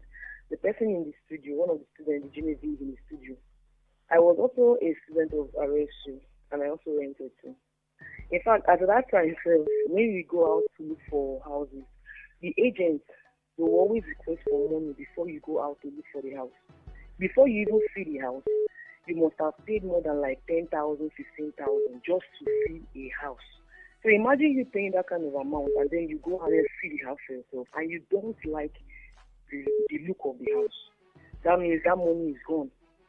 Aside that, you're actually talking about rent, you're talking about agency, you're talking about drink money, you're talking about there is this fee you pay for houses. Like once you want to park out of the house, if the house is still intact, they will refund you the money. I've forgotten the name of that. Security deposit. Yes, exactly. So you have to pay for that one. Imagine the whole problem. In fact, at that time, we were 3 in the room then, and we were trying to manage. And all of a sudden, from 220, we were meant to renew. It skyrocketed to 450. And this is a room that is not even big or even large, like very small room. So what we did was, at that period, we calculated ourselves. We said, okay, between this time to this time, we're already done with school. So we just tell the landlord, and just tell him that, okay, we just pay part of it, then later we complete the remaining one. My dear, immediately we finish, we ran. All right. We didn't pay the remaining one. But what am I saying is the cost of things, the cost of living here in Nigeria, in fact in Port Harcourt, is becoming too expensive for the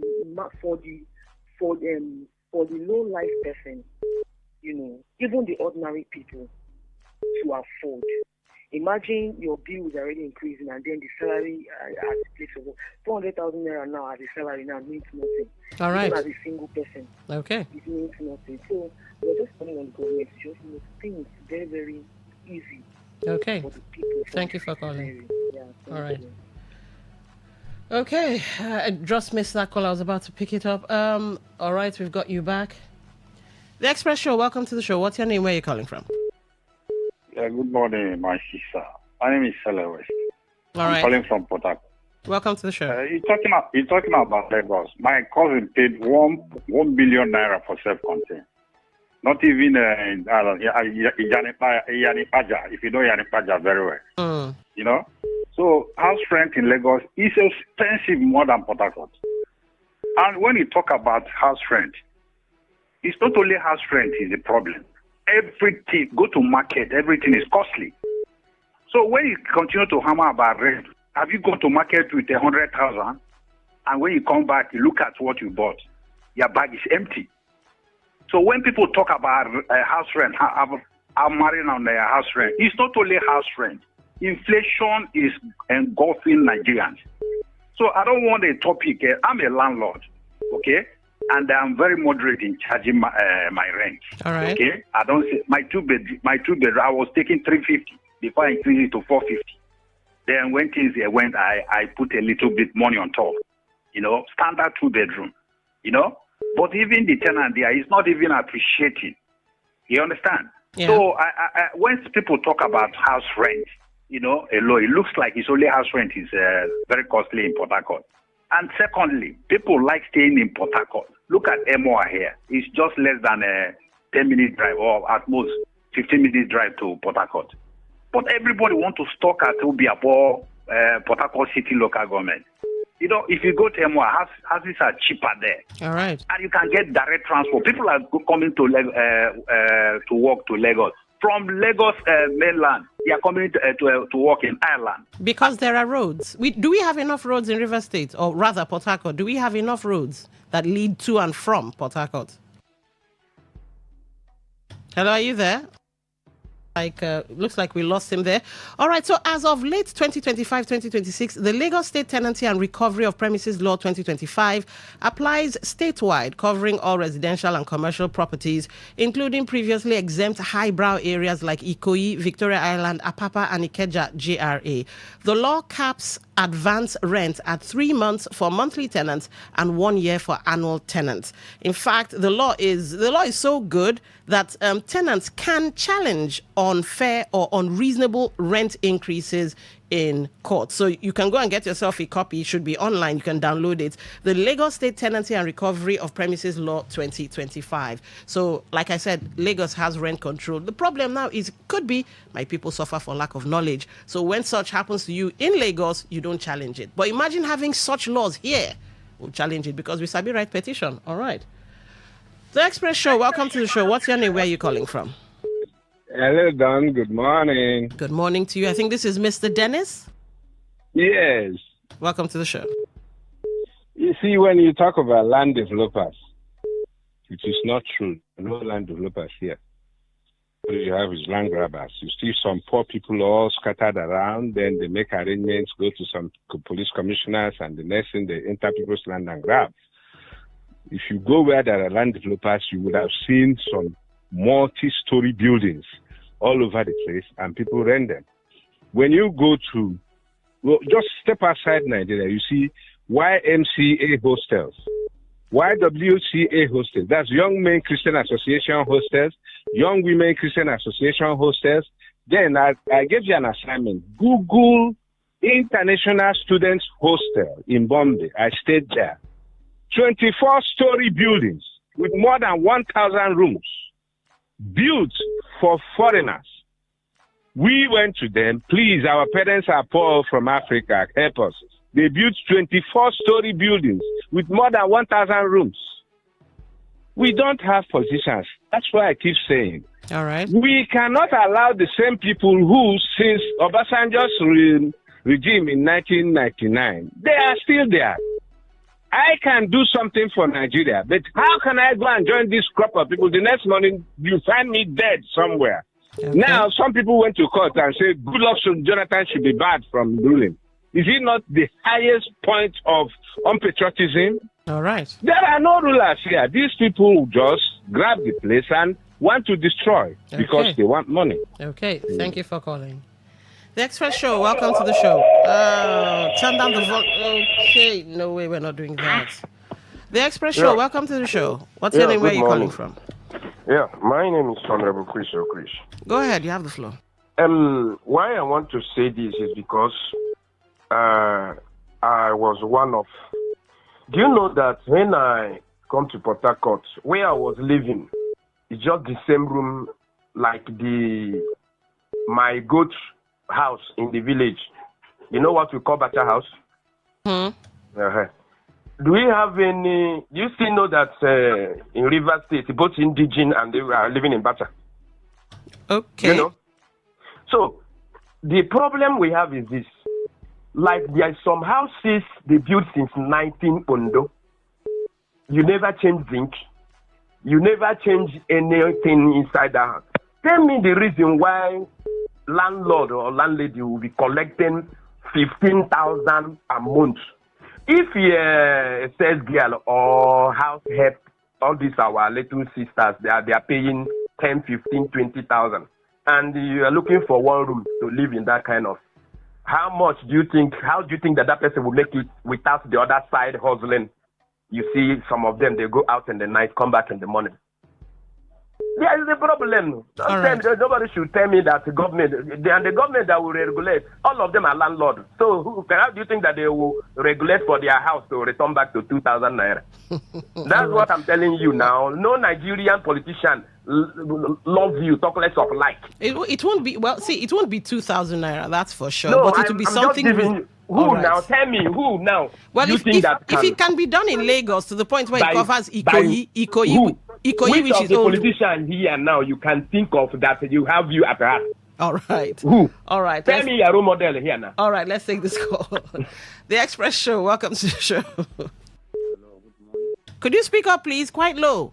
Good morning. All right, fantastic. What's your name? Where are you calling from? Okay, go ahead. Let me first of all say that if you need to have teachers in Port Harcourt, you have doctors in Port Harcourt. Yeah, I want to ask this question. If you have most teachers in Port Harcourt, how many schools that we have in Port Harcourt to accommodate all the teachers? If you are being in Port Harcourt 10 years, 20 years, 30 years, you can't make it. You can't even find a way home. As soon as we need teachers, we need doctors, we need lawyers, we need farmers. So we should not put blame into landlords alone. Okay. Landlord pays what the teachers are facing, even what the politicians are facing. All the politicians, why do you think that they are earning big salary, big allowance? They want to survive. Likewise, the landlords want to survive too. If you cannot make it in Port Harcourt, find way else, somewhere else. Home. You have house there. Even some people don't even have house. Cash house in the at home. But can I ask you a question? I don't know if you heard when I talked about roads, having a lot of access roads to the point where people can live in Obibo or Oyibo, live in Eche, come to Port Harcourt, work and go back. So I don't know why you're exonerating. My sister, I want to ask you, must every work be in Port Harcourt? You can't establish things at home. All these people, they cannot go home and establish school, establish health sector, and this must it be in Port Harcourt City? Is that only where we think that we can make our living in township? But people go to where development is, and at the moment, development is in Port Harcourt. That means we need the issue we're supposed to address. Here our government to develop the places supposed to develop, not only develop township and live it for how many years ago. We should develop plans so that people can be congested. All right. But here's the thing. If the government develops the roads, then the places would naturally develop on their own. Anyway, the Express Show, welcome to the show. What's your name? Where are you calling from? Yeah, good morning. My name is Christian, calling from Port Harcourt. All right, Christian, you have the floor. Yes. I think, change. Yeah. It is better for somebody to be in physical change than to be in mental change. All right. But that person who is in physical change understand that he cannot move his thing. But when you are in mental change, you think you have freedom, but you don't have. You live in abstraction. That's what our problem is. We lack knowledge, as far as I'm concerned. You will see a lot of people telling you that our governor or the FCC minister is the best thing that has happened to Rivers State. People calling this and praising these people and hero worshipping these people are even suffering more than most of us that are calling. But you see them pre-thinking people who are not supposed to even sit at a position as leaders because they don't have anything to offer. You can imagine I was with my, what they call them, what is their name, agent association. They not tell you that their percentage is 20%. Ordinarily by law, agency fees is not going to be 5%. Depending, 5 or 10. It depends on the... So why are they saying it's 20% now? And we have a government, and you can't even enforce some of these things. Some of these people are not even registered. And they just make it difficult for other persons. We just live in a country where we are not conscious enough. That's why I talk about this mental change. Okay. Because that's what is worrying most of us. Our consciousness is so poor that we don't even know our left from our right, don't even know our right, how to fight it and all that. So we continue to hover around this consciousness and because they begin to complain and lament every day. Because look at my street now. Transformer got back. They are not saying we could put 1.8 million to repair transformer that somebody personal business. And if I say I will not pay, they say that people like you they spoil Nigeria. Imagine lawyers and engineers will be there, and you'll be paying to somebody personal business, and to repair I will still pay this, and you say we are not our problem. All right. Okay, we get your thoughts. The Express Show, welcome to the show. What's your name? Where are you calling from? Hello, good morning. Good morning. What's your name? Yeah, my name is Andy, and I'm calling you from Malakaya. All right, go ahead.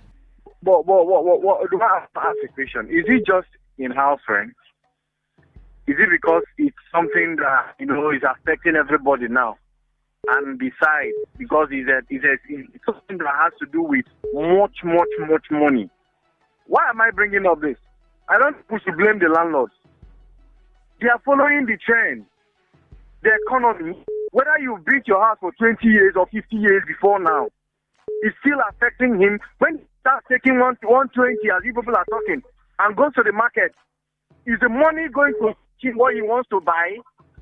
Let's be plain. I am living in a rented house. I know how much. I pay millions. Yes, but I'm understanding their own price.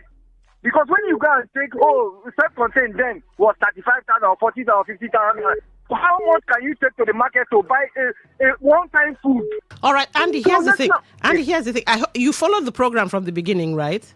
Yeah, of course. So it's a holistic analysis. The government has its own role. The people have their own role. You cannot tell me that because subsidy no go, you will now increase your rent to an unreasonable level, and you will increase it several times in possibly a year or two. Is it because the landlord does not have a police that guides him, that has security that guides him? Can you go and talk to the federal government the way you're talking to the landlords? Like I said earlier, holistic approach. I understand what you are saying. No issues about it. I understand what you are saying. But what I'm saying is it because the landlord is accessible? How about the government? So until the government does theirs, we will not have anything to do. Thank you very much, and God bless you. All right, thank you for calling. The Express Show, welcome to the show. What's your name? Where are you calling from? Sorry, it's just a question that will help us in this discussion. All right. This subsidy, did they not remove it in Sokoto State and some other northern states? Or are they buying bags of cement differently in those places? All right. That will come and put some argument that does not hold water.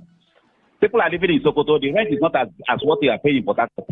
Are they not paying the same minimum wage in those places? Are they buying bag of cement less than what we are buying it in Port Harcourt? Don't talk about our greed and we are coming to tell me what is their problem, what is not your problem. Are we not all in Nigeria? All right. Okay, let's take this call. The Express Show. Welcome to the show. What's your name? Where are you calling from? Oh boy, finally, this is my line. Well, it's $10 billion. That's what you are. All For right. me, I think the government have a role to play. Like somebody else said, Odibo, you mentioned, their roads are not good. Me, I am a landlord in 3 different places. You know, when I say I'm a landlord, people think I'm old. I'm less than 40 years. For my place, over 3 years, in Port Harcourt here, I have not delivered. I have Mommy B. I have another jobs. 2-room bedroom flat is 1 million. Yes, I think it's greed business. Greed is part of some landlords. Economic murder or whatever, subsidy or not, people are greedy. That is the truth. Any little chance they want to use the other man to cash out. Yes, that's wickedness from the pit of hell to me. Even those who their house is too old, increase it. The one my brother, one of my cousins was saying before I brought him to my place to come and sell free.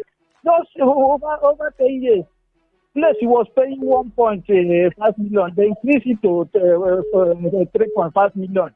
3-room bedroom flat. For what reason? Obviously, not greediness. So nobody can support you. You are doing your job and you are being honest. Yes. So the landlord should stop greediness. Thank you, Jared. $10 billion. All right, so let's get to text messages so that everybody is heard.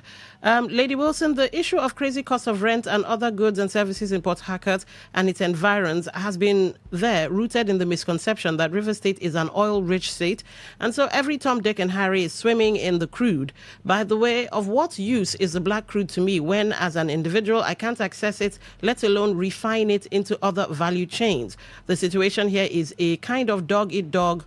Whatever you have to make some change, you mindlessly hike the price. Some of these houses were built 40 to 50 years ago when a bag of cement was 15 naira. It's heart-wrenching indeed. Lady Wilson, the issue of, okay, I think it's the same thing. All right, you sent your text message twice. Let's get into WhatsApp and see what we have in there. Good morning, presenter. The beauty of Akwa Ibom State is that you can live anywhere and still work in the state capital. From the Uyo main roundabout, you can access to Eket, Oron, Abak, Ikotekbene, and Etinan. Within minutes. You can choose to stay permanently in the city or go from your village. That's Basi. Yeah, interesting. Basi, I like that one. Good morning, Don. Nice listening to you. The increase in rent here in Port Harcourt is alarming. They pack all their problems to renting. Basic rent fee, caution fee, legal fee, management fee, drinking money, and agent fee just to rent a house. People in authority are not speaking about it, and after a few years, they chase everyone out, all in the name of renovation, just to bring in new set of people for more money. This is annoying. That's from Mma. All right, Mma, thank you for that. Hi, Lady Dawn. See, after listening to your narrative, I look at the future.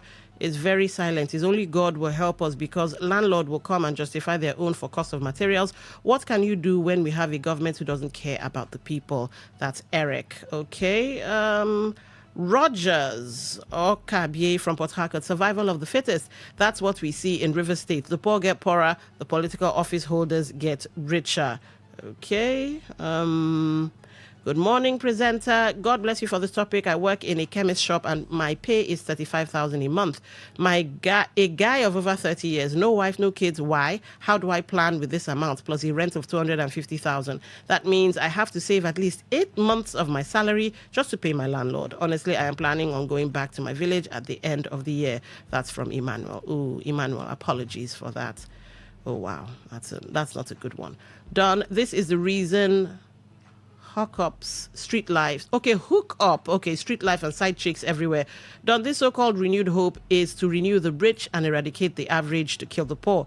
They are blaming our girls of going naked on the streets. What do you expect when they need to survive because no genuine employment can pay their basic needs? Don, it's crazy and the hunger is real. Okay? Jay from Ajib. All right, let's see how fast I can be. We are going too far on this discourse. It's not rocket science. The solution to our problem is not far-fetched. It worsened in the Buhari administration where we saw the price of commodities change 3 times or more in a day and Nigerians did not react. Instead, we smiled and moved on. The economy of every nation is programmed, or are you not aware? Fix the fuel price and dollar rates and you automatically fix the economy. It's so simple. Do not blame landlords and agents for the failures of government and the lack of real leadership in Nigeria. Blame the people, Nigerians, who have deliberately decided that bad leadership should continue. Jay from Ajib. All right. Jay, I'm not blaming the landlords and I'm blaming everybody. But yes, I do see your point. What you mean to say is arms or organs of government. Tiers of government are federal, state, and local government. Yeah, I know. It was a play on words. I was just playing around with words. I think I've gotten through. Okay, last one before we have to go. Good morning, Don. The most painful one is the landlords with old houses and no forms of renovation, still increasing their rent too. It's really crazy here in Port Harcourt, yet Wike and his House of Assembly boys have no way to help reduce the suffering of the Rivers people, still saying that they want to come back. It's a shame to Wike.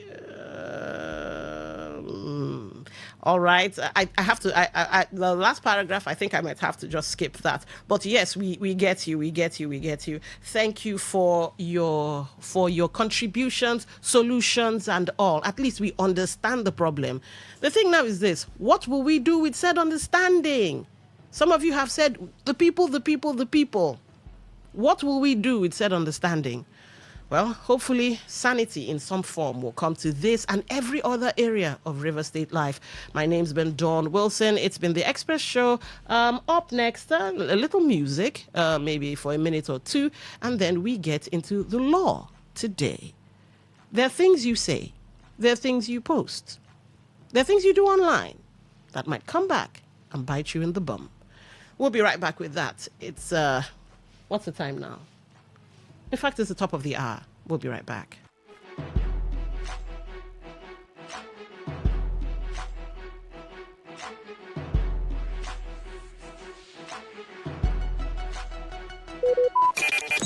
Talk radio. I listen to a lot of talk radio.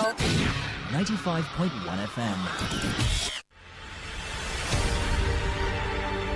Want to know what's happening? Get latest information in sports, politics, lifestyle, you name it. The frequency of choice. Today, 95.1 FM. Today, 95.1 FM. We serve you the latest update on everything. Today, 95.1 FM. We are the voice of the people. The voice of the people.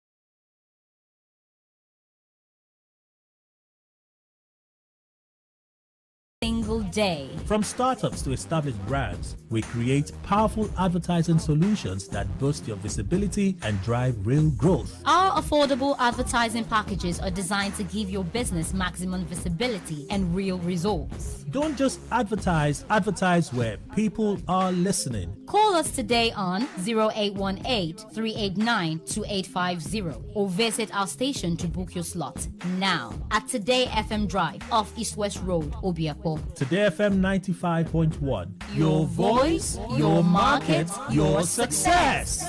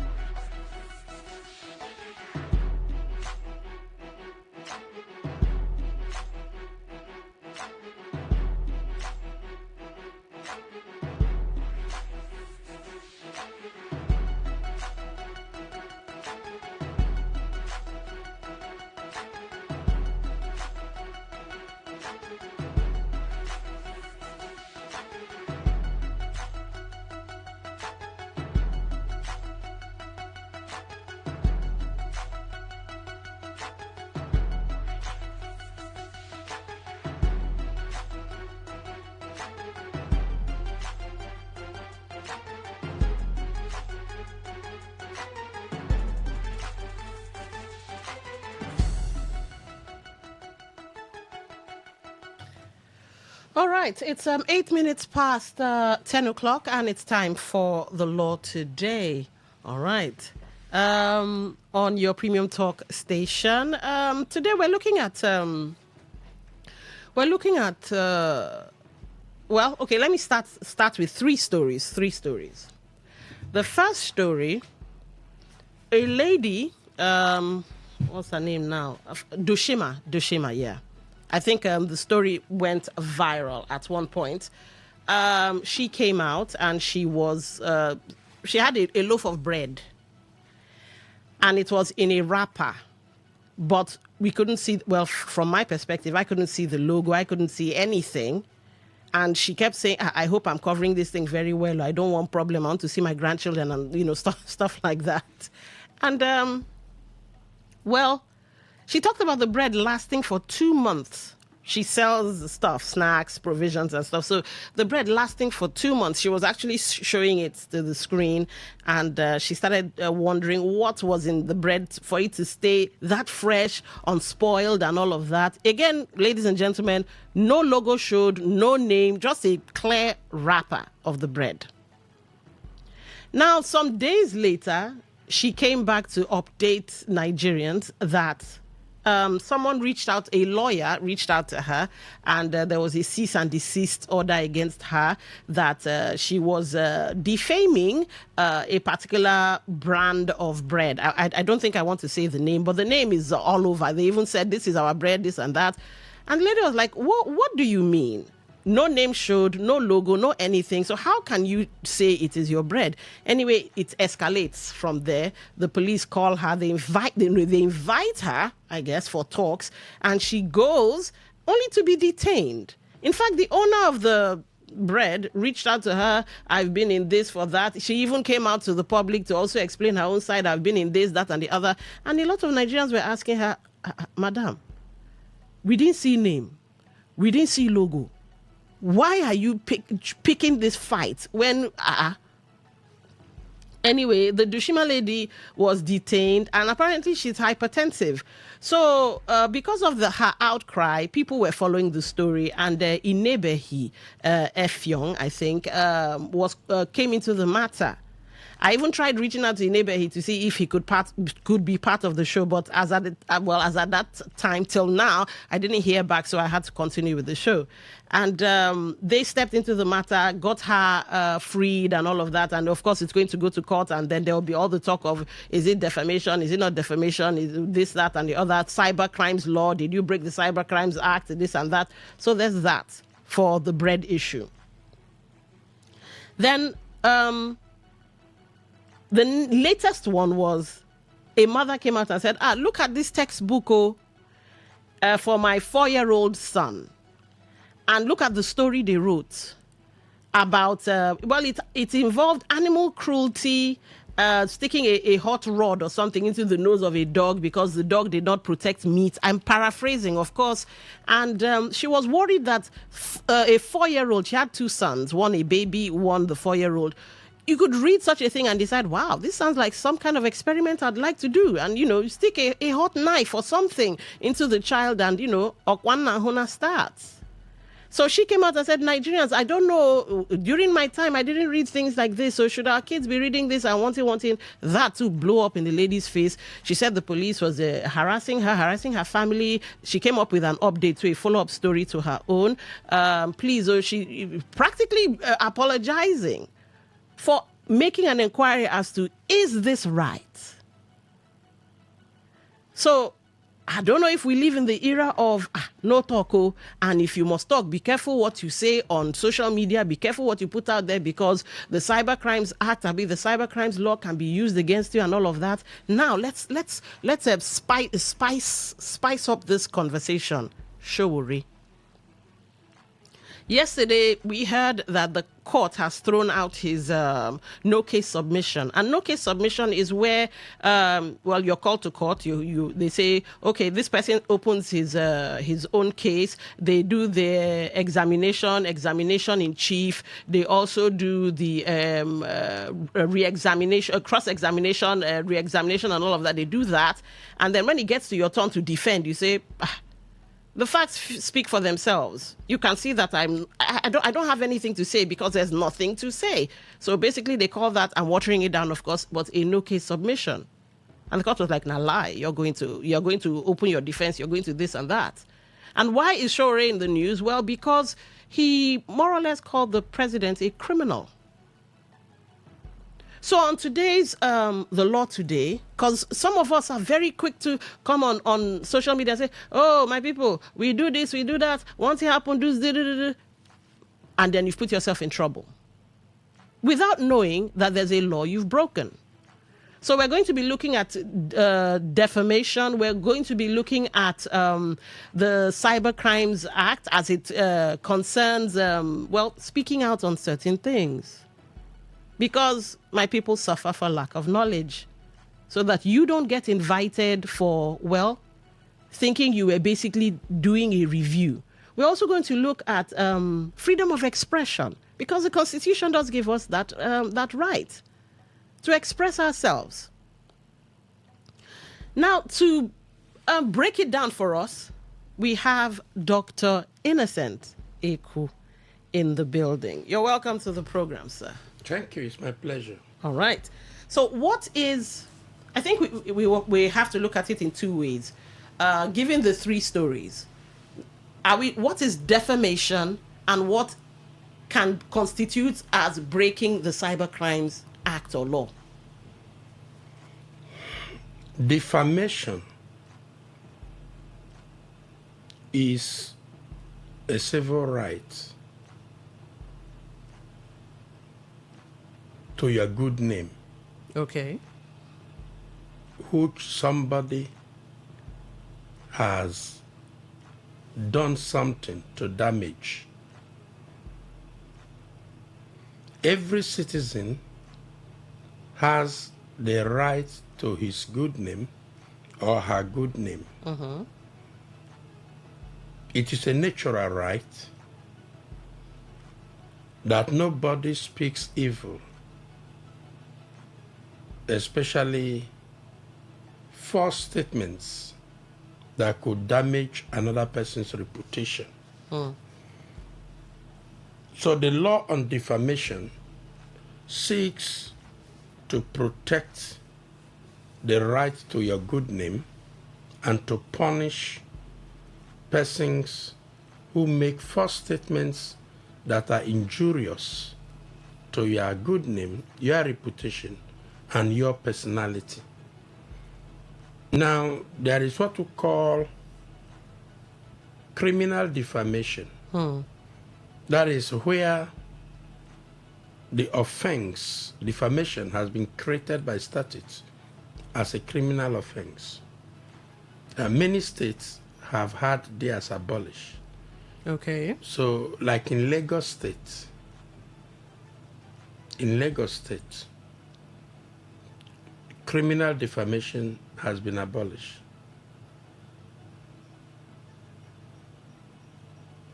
In some states, they have removed defamation from their criminal law book. All right. But in some states, it is still there. That means that in those states where they have been abolished, there can be no prosecution, criminal prosecution, on the basis of defamation. All right.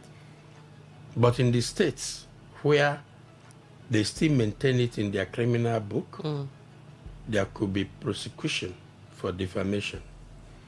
But apart from criminal defamation, the act of defamation offers the victim right to civil claim for damages. Okay. And that right can be exercised by filing a civil suit and proving that the statement made was false and not true and has cost you some damages. So defamation generally means spoiling somebody's name, saying something derogatory, infamous about somebody that is not true. If what you said is true, there will be no defamation. Okay. Because you made a true statement of fact. But if what you said is not the truth, and that statement is capable to injure the person, or the person can prove that by that statement at least one person have disdained him or her, then the person will be awarded damages for defamation. So generally, defamation is to spoil somebody's name through false statements, through innuendos, and anything that refer to the victim that people within the immediate audience will understand that he is the one you are talking to, and then he can show that that thing you said is not the truth, and that he has suffered damages. So there is the civil claim to defamation, then there is the criminal aspect of defamation.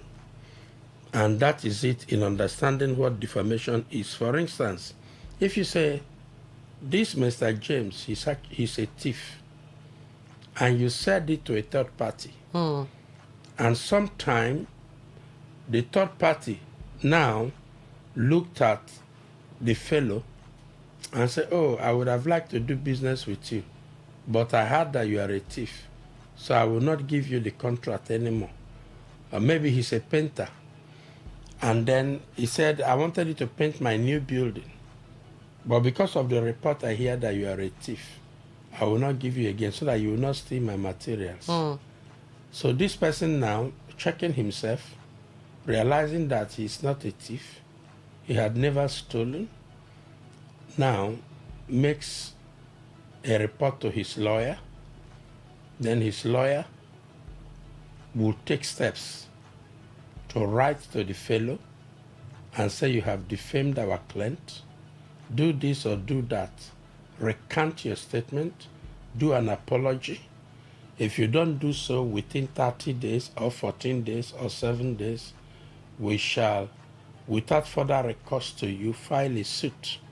Then they file a suit to tell the court that they are making a claim for defamation. And the claim will be called damages for defamation. Now, this is very, very important. Now, there are two types of defamation. One is libel, the other is slander. Now, a defamation that is done by writing down the defamatory statement or publishing it or documenting it is known in law as libel, because it is printed, it is written down, it is documented, it can be referred to, anybody can see it if you refer to where it is published. That is libel. when the statement is documented.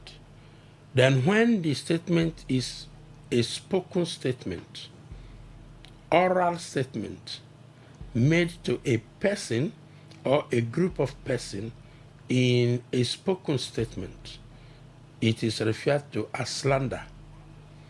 Now, that statement was not printed in any book. It was not written in any article. It was not typed and shared. It is a verbalization spoken from the words of the mouth, but people heard it. And then they will say, oh, so that man is a thief? Is he a thief? I never knew he's a thief. Then when the fellow, if he wasn't in the audience, when he becomes aware, somebody go and say, today, where we were, this man said you are a thief, that in fact, you were caught stealing so time. And the man now has been identified. But defamation is defamation. Okay. Slander is slander. The vehicle, the modus operandi through which it is executed does not change what it is in law. Okay. You can defame somebody through the telephone by speaking the word.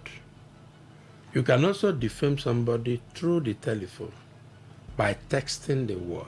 Okay. Or sending a short message, SMS, to the person. Now, in that case, the one you texted or you sent short message will be libel. But the one you told him, are you not thief? You thief. And then as you are there, his wife is there. You say, who is calling you thief? Who is calling you thief? Che, my husband is not a thief. The neighbors run. Say, what is going on? This person is calling my husband thief. And then third party has become aware. If you want to pursue such a case under defamation, that one will be slander because it was spoken. Okay. You can also use the social media. In social media, there is voicing, there is voiceover, there is also video, which is a documentation. Now, if it came by way of video, it is libel. Okay. Because video documents it and put it in permanent form that there could be easy reference. So that is how it applies, whatever vehicle that is used. But in the cybercrime, the essence of the cybercrime law is to regulate the social media and ensure that there is discipline as to people's privacy and that the social media is not used as a means of bullying, threatening, intimidating, manipulating. And so the cybercrime law has identified certain offenses under it that you could be prosecuted, and if convicted, you could be convicted to some terms of imprisonment or option of fine. There are some of it, they say both, as the case may be. So generally the cybercrime is just to put sanity into the use of the social media. All right. Because you see, in social media, you have liberty to express yourself. But those liberties are being misused. Then the social media is also used by criminally minded people to do crime. In fact, sometimes people can make false adverts. They can make false adverts. Okay. They can circulate false story. They can say what does not exist. And people could play the video, hear the video, watch it, hear their voicing, and believe it to be true. Yeah. They could actually pay money, expend money, transfer money, trying to draw benefit, only to find that there was actually no benefit. And that the person who even come and say he is Mr. Maker was indeed not Mr. Maker. And that some people can even use another person's picture and pose. Because of technology, somebody can program somebody's picture and make the picture to speak a programmed information. And you would think that it is that person that is saying that. If you go into social media, you will see many celebrities advertising things. Oh, if you invest this, you will get 100 million. If you invest 340, you will get 50 million in 30 days or in 7 days. You wonder why these celebrities are doing this. Yeah. But if you reach out to those celebrities, they'll be very surprised. They will say, no, they didn't do anything. They didn't record any video. It is computer manipulated. And this can deceive the public. So the cybercrime law is to put some sanity. All right. Okay, so possible defenses to defamation. We've heard truth, if the person is saying the truth, or justification. We've heard fair comment. We've heard honest opinion, public interest. The comment may have been made in the interest of the public, and qualified privilege. Because we've reached a stage where even journalists, the Cybercrimes Act is used against journalists because of I think they say there's something about a particular section that is ambiguous. So a lot of us now might be afraid to come out and give our opinions on things, or give our review on certain things, or warn the public about certain products and all of that, because we're afraid of that. So can you break down these defenses, and can those defenses be used to protect us from jail and from prosecution or civil suits, as in truth, fair comment, honest opinion, public interest, and qualified privilege? Yes, the law have over time recognize certain defenses to liability, to escaping liability in a suit for defamation or a criminal trial for defamation. Just like you have stated, if the statement made is found to be a true statement of fact, that is a defense. You plead justification. You show proof that the man have acted in that manner previously, and we are making a true statement of fact, then there is no defamation. Okay. If it is a criminal charge, it will be struck out. You will be discharged and acquitted. If it is a civil liability, a civil suit, the suit will be dismissed. And the court can even ask them to pay you costs for wasting your time. So these defenses have been recognized. Another defense that people can use to defend themselves in relevant cases is privilege.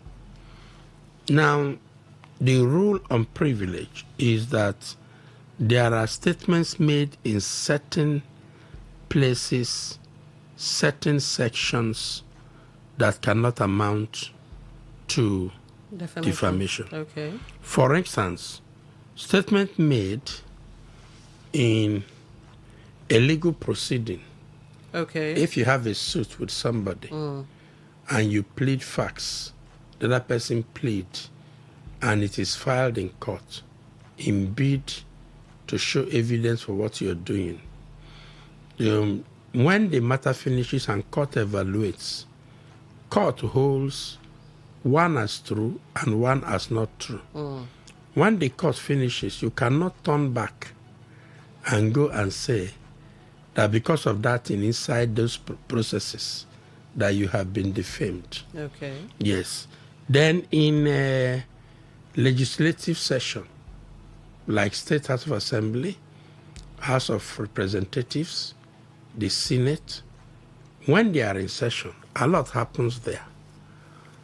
Even when they have public hearing, a lot happens. People speak for or and against. Sometimes temper flares. But everything that happened there in a legislative session falls under privilege. It cannot be used to say, you have defamed me. All right. because the law recognizes that in such places there should be no gagging. People should freely express themselves in order that the truth can be seen. And whatsoever happens within those places should not be taken or used to say one have defamed the other. All right. So these are some of the defenses. But the most important thing to learn about defamation is that people should awaken their consciousness.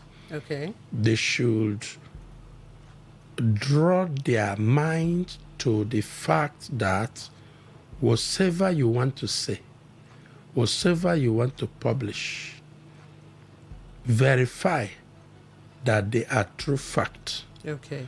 Don't just speak for speaking's sake, for the fun of it, or at the heat of the moment. You see, a lot of people speak. Will you be surprised that many great people, they just speak on the microphone, on the heat of the moment, and say something. But those things are lies. Okay. They are not true. There's one that just happened last week in Abuja.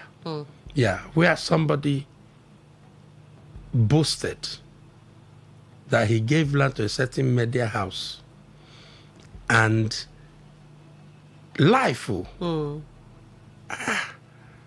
So the whole world watched it. But the media house also had it. And it was very injurious. But the management now went to the record and brought the very property they are talking about. Yeah. It was allocated to them 19 years ago. Okay. 19 years ago. So meaning that the man was speaking from the heat of the moment, the spur of the moment. Whatsoever meets his ego, his person, and that boosts what he's saying, but not statements of facts. All right. Such things happened. All right, let me play devil's advocate using this example you've given, because another defense for defamation is honest opinion. Yes. And then you probably spoke in the interest of the public. So what if at the time of maybe making the video or whatever you did online or you wrote, it was your honest opinion, or you made the statement? These are two different scenarios, of course. Your honest opinion, or you made the statement or the video in the interest of the public. Yes, honest opinion is a defense, but that honest opinion must be based on true facts. Okay. Or science. So you have to be sure. Yeah, for instance, if you say that this bottle of water manufactured by ABC can lead to cancer, or pregnant women should avoid it, it should not just be an opinion per se without basis. There should be a basis that the content, the constituent content, that there is a substance that can spike against a pregnant woman. And that should be the basis for honest opinion or speaking in the interests of the public. Okay. It must have a basis. There must be a factual basis from the point of knowledge or point of experience that you are speaking from. It cannot be from nothing. It has to be based on experience, knowledge, or expertise that you have had, particularly relating to what you are talking about. Then the law will exempt you, that defamation should not proceed against you. All right, let's look at Section 24, because a lot of people have said Section 24 has been the bane of their existence. It's affected bloggers, it's affected journalists and all of that. So Section 24 says of the Cyber Crimes Prohibition and Prevention Act of 2015 says it deals with cyber stalking and the use of computer systems or online platforms to send certain kinds of messages. So it says a person commits an offense if they knowingly or intentionally use a computer system or network to send messages or publish material that is grossly offensive, pornographic, indecent, obscene, false, for the purpose of causing annoyance, inconvenience, danger, insult, injury, criminal intimidation, enmity, hatred, ill will, or unnecessary anxiety to another person. It also covers knowingly sending false messages online, bullying, threatening messages, as you said, and online harassment and all of that. But when, using the case of the bread lady and the lady who, I guess in her opinion, she was reviewing and making an inquiry about such a textbook, would they be breaking any laws? Now, for the bread, the bread lady, the story which you narrated at the beginning of this program, that does not amount to defamation. Okay. It doesn't. The police was only being overzealous. Okay. Either because the owner of the production facility has prompted them to act. All right. Because thousands of people produce bread. Bread generally have similar structure and must have a label. And in your statement, you have said that the bread had no label. So police was only being a busybody. Okay. The lady did not commit any offense. Because there is nothing that expressly identified the producer. Okay. And meanwhile, she was expressing what she observed, that the bread did not spoil after a considerable number of days. 2 months. 2 months. That the bread was still usable, eatable, and was wondering what is in it that made it to be so sustainable. Yeah. You see, in this world of content making, content creation, millions of people around the world are now content creators. True. Because the leading social media houses pay them for producing things that engage the world, inform the world, entertain the world. And a lot of them actually earning millions in that venture. And that has created employment for millions of idle Nigerians, graduates, postgraduate people who are not able to be gainfully employed by the economy. Now, the zeal to hit out, make out, create out more content can make people to be producing, not fact-checking whether they are breaching the law or they are going in excess of what the law recommends. Yeah. So those cyber regulations actually is just a wake-up call for citizens to discipline themselves in the type of content they are making. And one way to do this is to screen your script. Because before production, I'm a filmmaker. Okay. Yes. I'm the chairman of Richland Movies Nigerian Limited. Okay. And we produced the best Nollywood movie 2015 by YouTube rating. All right. And I was the director of that movie. I was also the lead artist in that, the lead actor in that movie. Now, everything that is produced in cinema, in film, in movie, in skits, and content must have a script.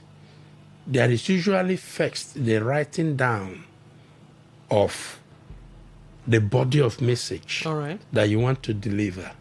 And that is where you screen. Okay. That thing you are going to say and voice in that script is where you screen to check whether it's offensive, it's too harsh. Are you understanding me? It's, even the systems provide to cross-check your content before posting it, whether it breaches certain rights. So those safeguards are provided. But the thing is that most of these people in the heat Don't use it. are not trained to be able to use these facilities. All right. So they just produce foam. Anything that will interest people, they heat it out. Okay. That kind of a thing. All right. We'll be opening the phone lines in a bit. Well, we'll be opening the phone lines now. I have one more question, but let's open the phone lines and see if you have questions as well. Today we're talking about, well, defamation. We're looking at libel, slander. We're looking at the Cyber Crimes Act. Do you have any questions for Dr. Innocent Eku? Because ignorance before the law is not an excuse. All right, let's take this call. The law today, welcome to the show. What's your name? Where are you calling from? Good morning, Don, and our leader, Oku. Good morning. Good morning. Morning. This is Nelson from Igrita. Go ahead. I want to say something.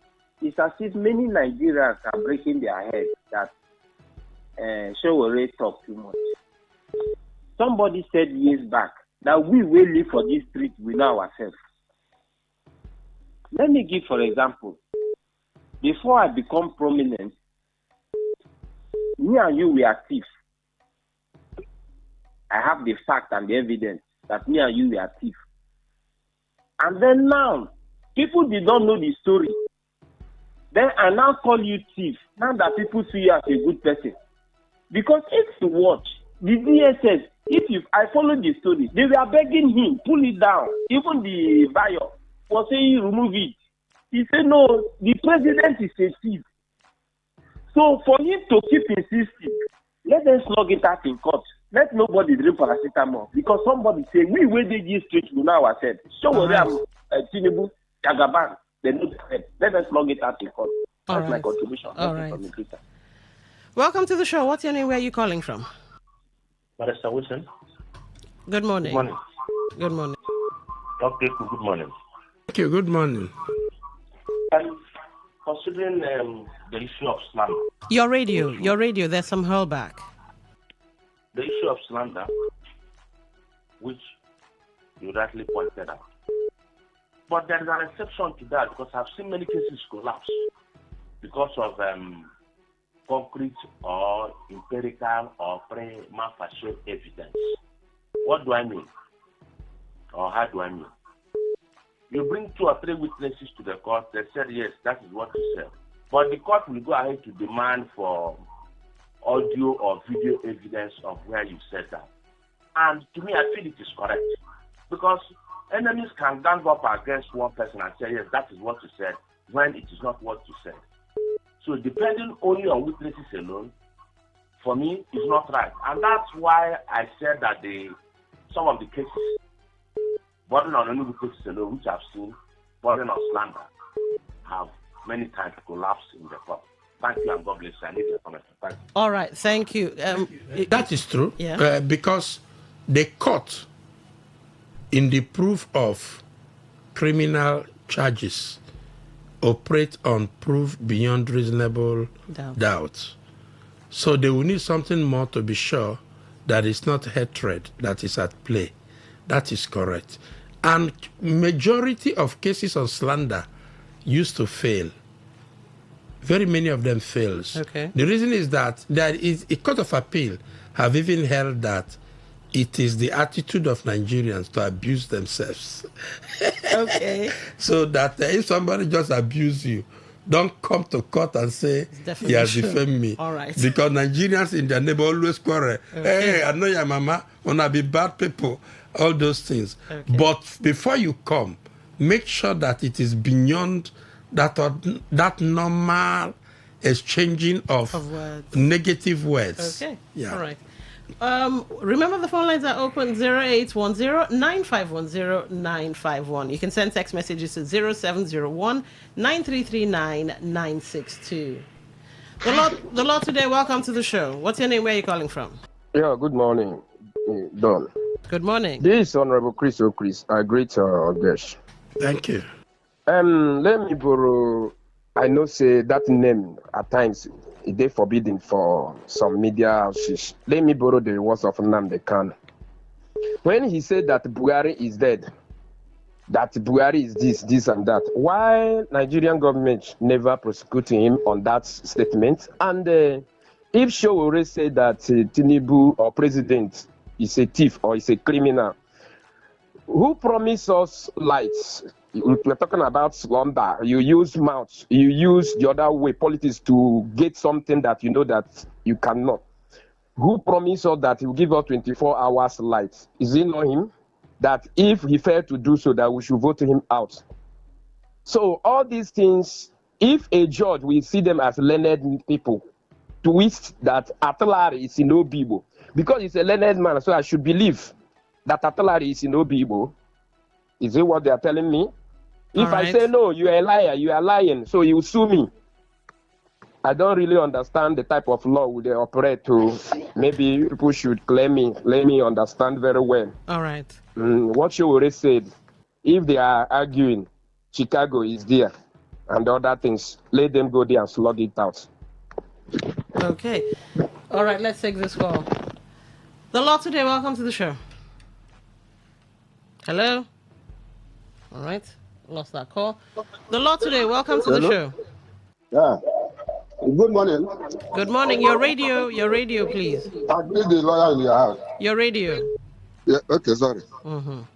I'm Chino, calling from the gentleman and other people. Calling from Ajiperi of Dagot. All right, go ahead. Please let me know from your lawyer, please.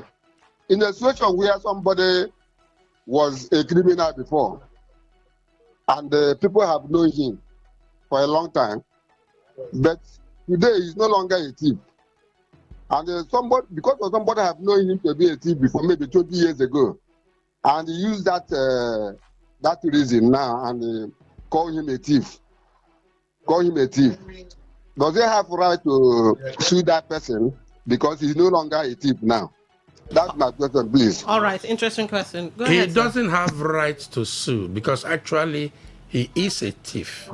There are incidences that it has happened. Okay. Yeah, but in this case of Sowore, it's not even Tinubu that is prosecuting Sowore. All right. It's agency of government, DSS, prosecuting Sowore. Okay. And you know, as I always say, people say, and I speak too straight and truthfully, they cannot convict Sowore except they will bring Tinubu to the court to be cross-examined. Okay.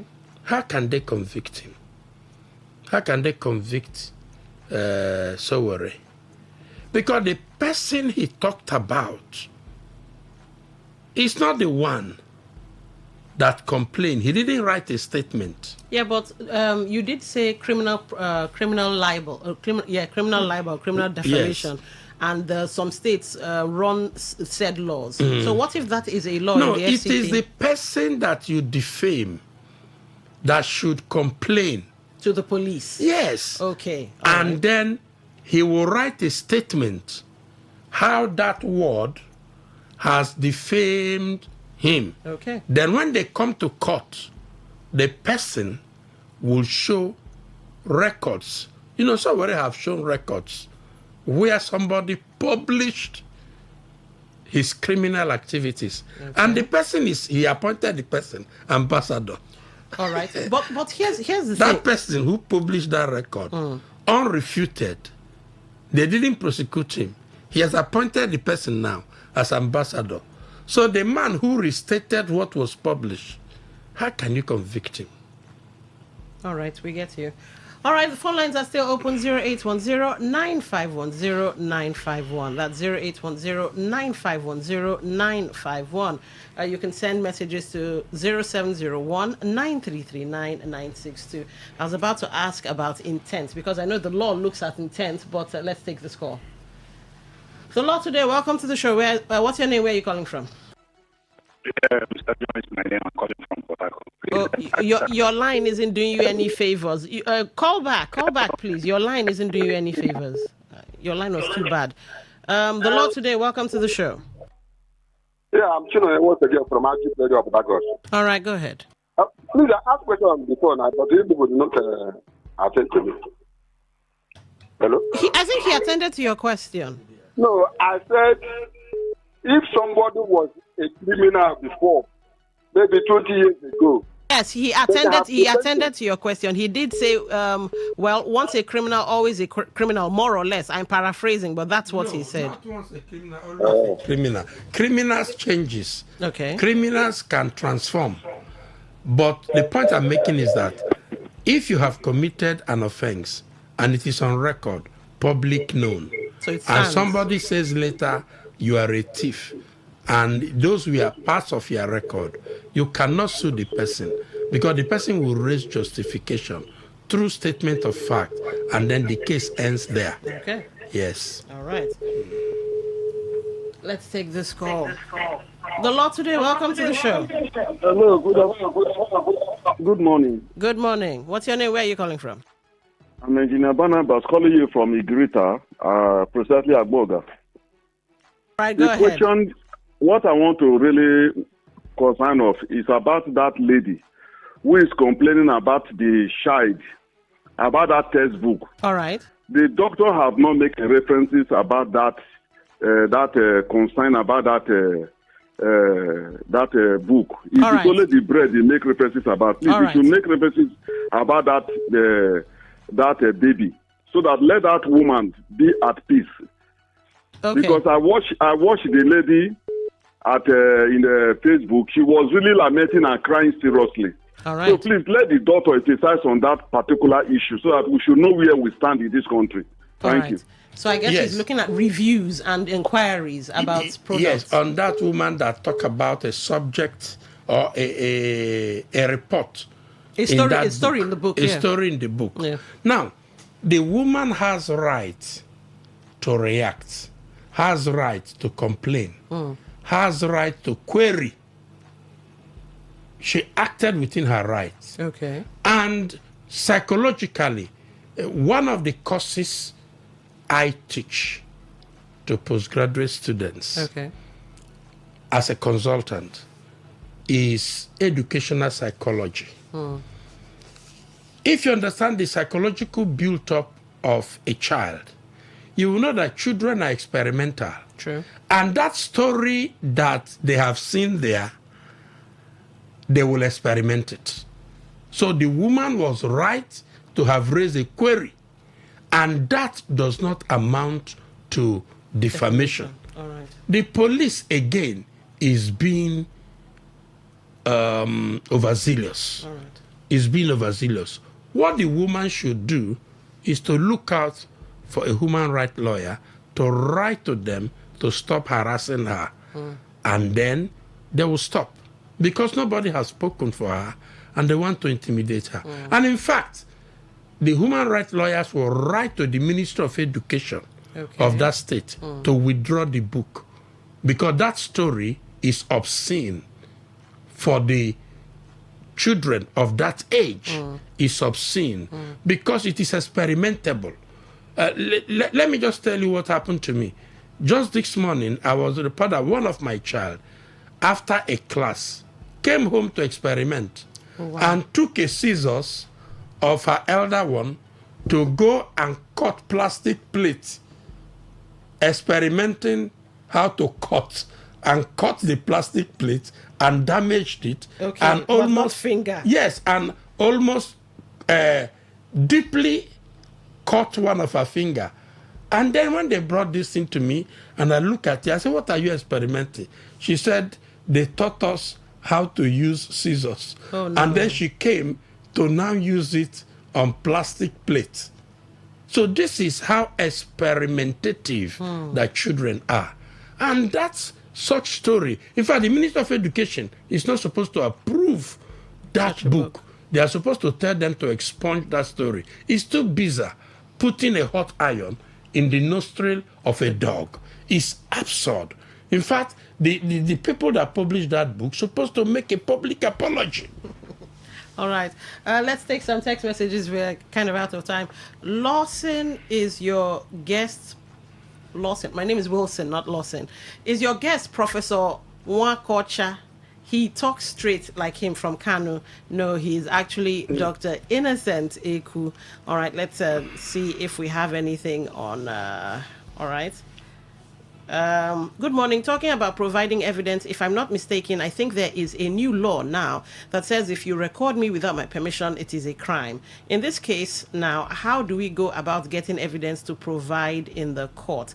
James Bola. I don't know if you can do that in 30 seconds because we're out of time. Yeah, if somebody records you without your consent, it's wrong. He didn't obtain your consent. It is wrong. But you can only get the evidence if he plays the tape to somebody. Okay. And then the person reports to you that he played such a tape. Okay. And then you can report to the police to investigate him why he did that. And after the investigation, if it has infringed on your privacy or any of your rights, you can then sue. All right. So, ladies and gentlemen, ignorance before the law is not an excuse. I always tell you, 4 people you need in your life: your doctor, your priest, your banker, and a lawyer. All right. Thank you, sir. We've been speaking with Dr. Innocent Eku, and hopefully he'll be here next week, Saturday. Sir, would you be here? All right, on that note, this is where we end the law today. Up next is a family circle, but let's take a short music break. We'll be right back.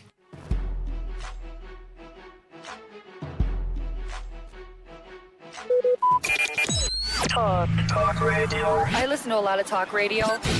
95.1 FM. Say no to the ordinary. Embrace the extraordinary, because we are the voice of the people. Today, 95.1 FM. Today, 95.1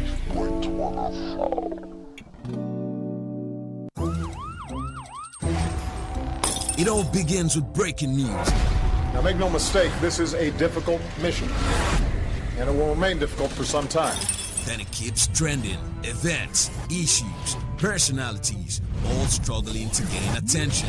But in the race for deadlines, the intrigues, power play, undercurrents are often missed or underreported. Insecurity here is basically a product of poverty. But not anymore. As the platform on radio steps in to fill the missing links on events, issues, and personalities in the news. I'm not afraid of anybody. Yeah! The platform on radio serves only the hottest topics and trending issues. Only on Today 95.1 FM. 95.1 FM. Port Harcourt. Weekdays, 4 p.m. Get on the platform on radio and be served.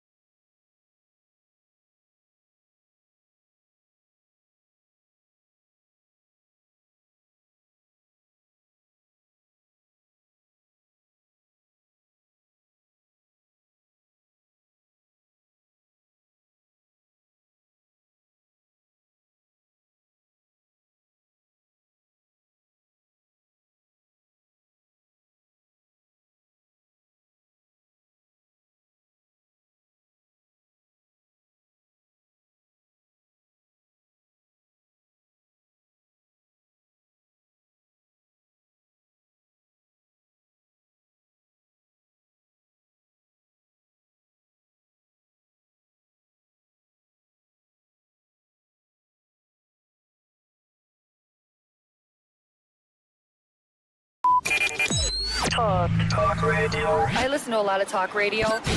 95.1 FM.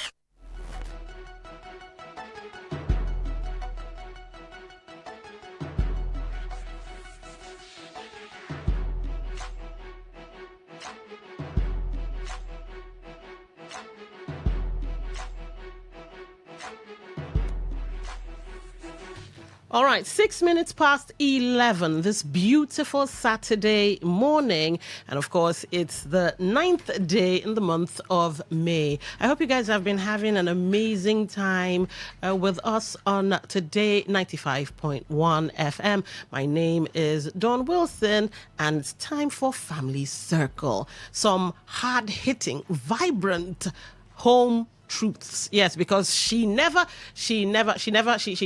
Oyibo said that she doesn't pull any punches, as in she gives it to you, Of course, she's laughing. All right, so we have Mrs. Harriet Ojegba. Right. The D is silent. I feel some type of way because I was following your series, and unfortunately, I and Queen alternate. Yeah. So Queen had to finish the series because it was quite enlightening. Yes, it is. All right, so today we are discussing. Let's see now. Identity crisis. This is a good one. Oh, yes. Yeah. How societal expectations are stealing our children's true selves.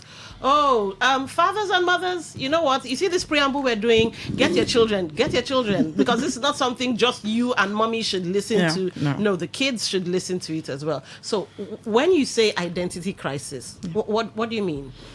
When I say identity crisis, because if you turn everything that's happening right now to our children, is all boys to identity. Identity is not the name you are being called. It's not the clothes you wear. It's not what people call you. It is who you are. Okay. On the inside. It is a story that you perceive about yourself. That's identity. Okay. Yeah. So sometimes we are parents, we don't actually take cognizance of this. I mean, it's not important, but this is what everything boils down to: identity. Who you are, who you perceive, what you've placed on yourself, the value that you've placed on yourself. Okay. It doesn't grow. Our children don't grow into discipline. Our children, they don't grow into discipline. It is built by parents. I see. Yes. So identity crisis is not, I'm male, I'm female, because I know these days we now have people, what's that word? I identify as a... No. I identify as a tree. A tree, or as a woman or as a man. No. Okay. Who you are on the inside. Okay. You understand? It's not your name. It's not the clothes you wear, what they call you. What you perceive about yourself. What you've placed on yourself. Okay. That's why they say your identity shapes your value. All right. Who you have from the inside, what you perceive, the story you believe about yourself. So how a child, I want to believe, based on what you're saying, I want to believe that a child goes through various identity stages. Yes. So the first stage will be what the parents have planted in them. Yes. All right. Like what exactly? You're like some parents say useless child, foolish child. Does that count? Yes, it does. Okay. It does. Like I told you earlier, there's one episode that I told you that my parents told us that, look, never compare yourself. Yes, indeed. We never compare ourselves with each other. Everybody's unique. They have their own unique attribute and all that. Okay. Your legs might not be fine, but you have a beautiful hands, you have a beautiful legs. Okay. Do you understand? Yes. The way you talk from the inside, your strength of character and everything. We all have our own unique attributes. That is how God made it. So our parents made us understand at a very tender age that you are unique in your own way. Do you understand? Yeah. So never compare yourself. So if they buy us things and there's a particular child that say, why is my own not like this? In fact, you need to see my mother. My mother will flog you. Flog hell out of you. You don't compare your own to your brother's own. Yours is unique. And there's a reason why I gave this to you, because it's unique to you. It's just you. Do you understand? So we grew up very independent. We grew up having this notion that, look, nobody's better than us. We don't compare ourselves. So you can imagine that kind of upbringing now. Yeah. Now you're not telling me at this stage, because I'm giving back to children, I should go and do tummy talk. So my stomach will be very flat and all that. I will look at you, is something wrong with you? Do you understand? Because I feel I'm better, I'm fine. Those marks on my stomach even shows that, look, look, this woman has given birth to children. True. And I flout it. I mean, I'm happy about it. I'm not barren, for crying out loud. Do you know, so this is the self-confidence right from childhood, that foundational stage. Yeah. My mother made us understand that, look, no one is better than you. You are unique in your own way. Nobody compares you. So you have an identity. I am confident. I tell people, when I speak with confidence. Do you understand? Yeah. I don't feel you are better than me, but not in the wrong direction. Okay. But I have this confidence that I stood right from the foundational stage. So you cannot put me down. You cannot talk me into doing something that I don't want to do. That's the identity we are talking about. Okay. Because if you say you are, identity is, you can say, a child can say, I am useless. It's an identity. I am not important. It's an identity.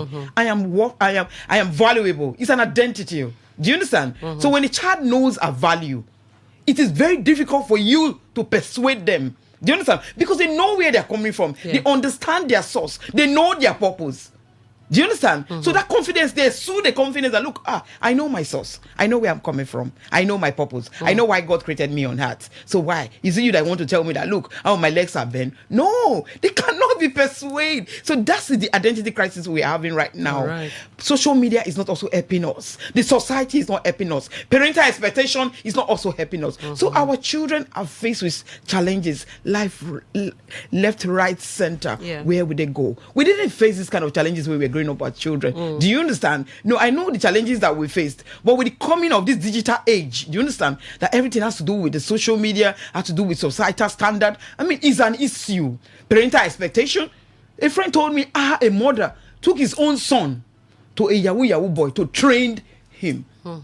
You see, society, parental expectation to train him because of poverty or what? You took your own son to give to a Yahoo boy to train them.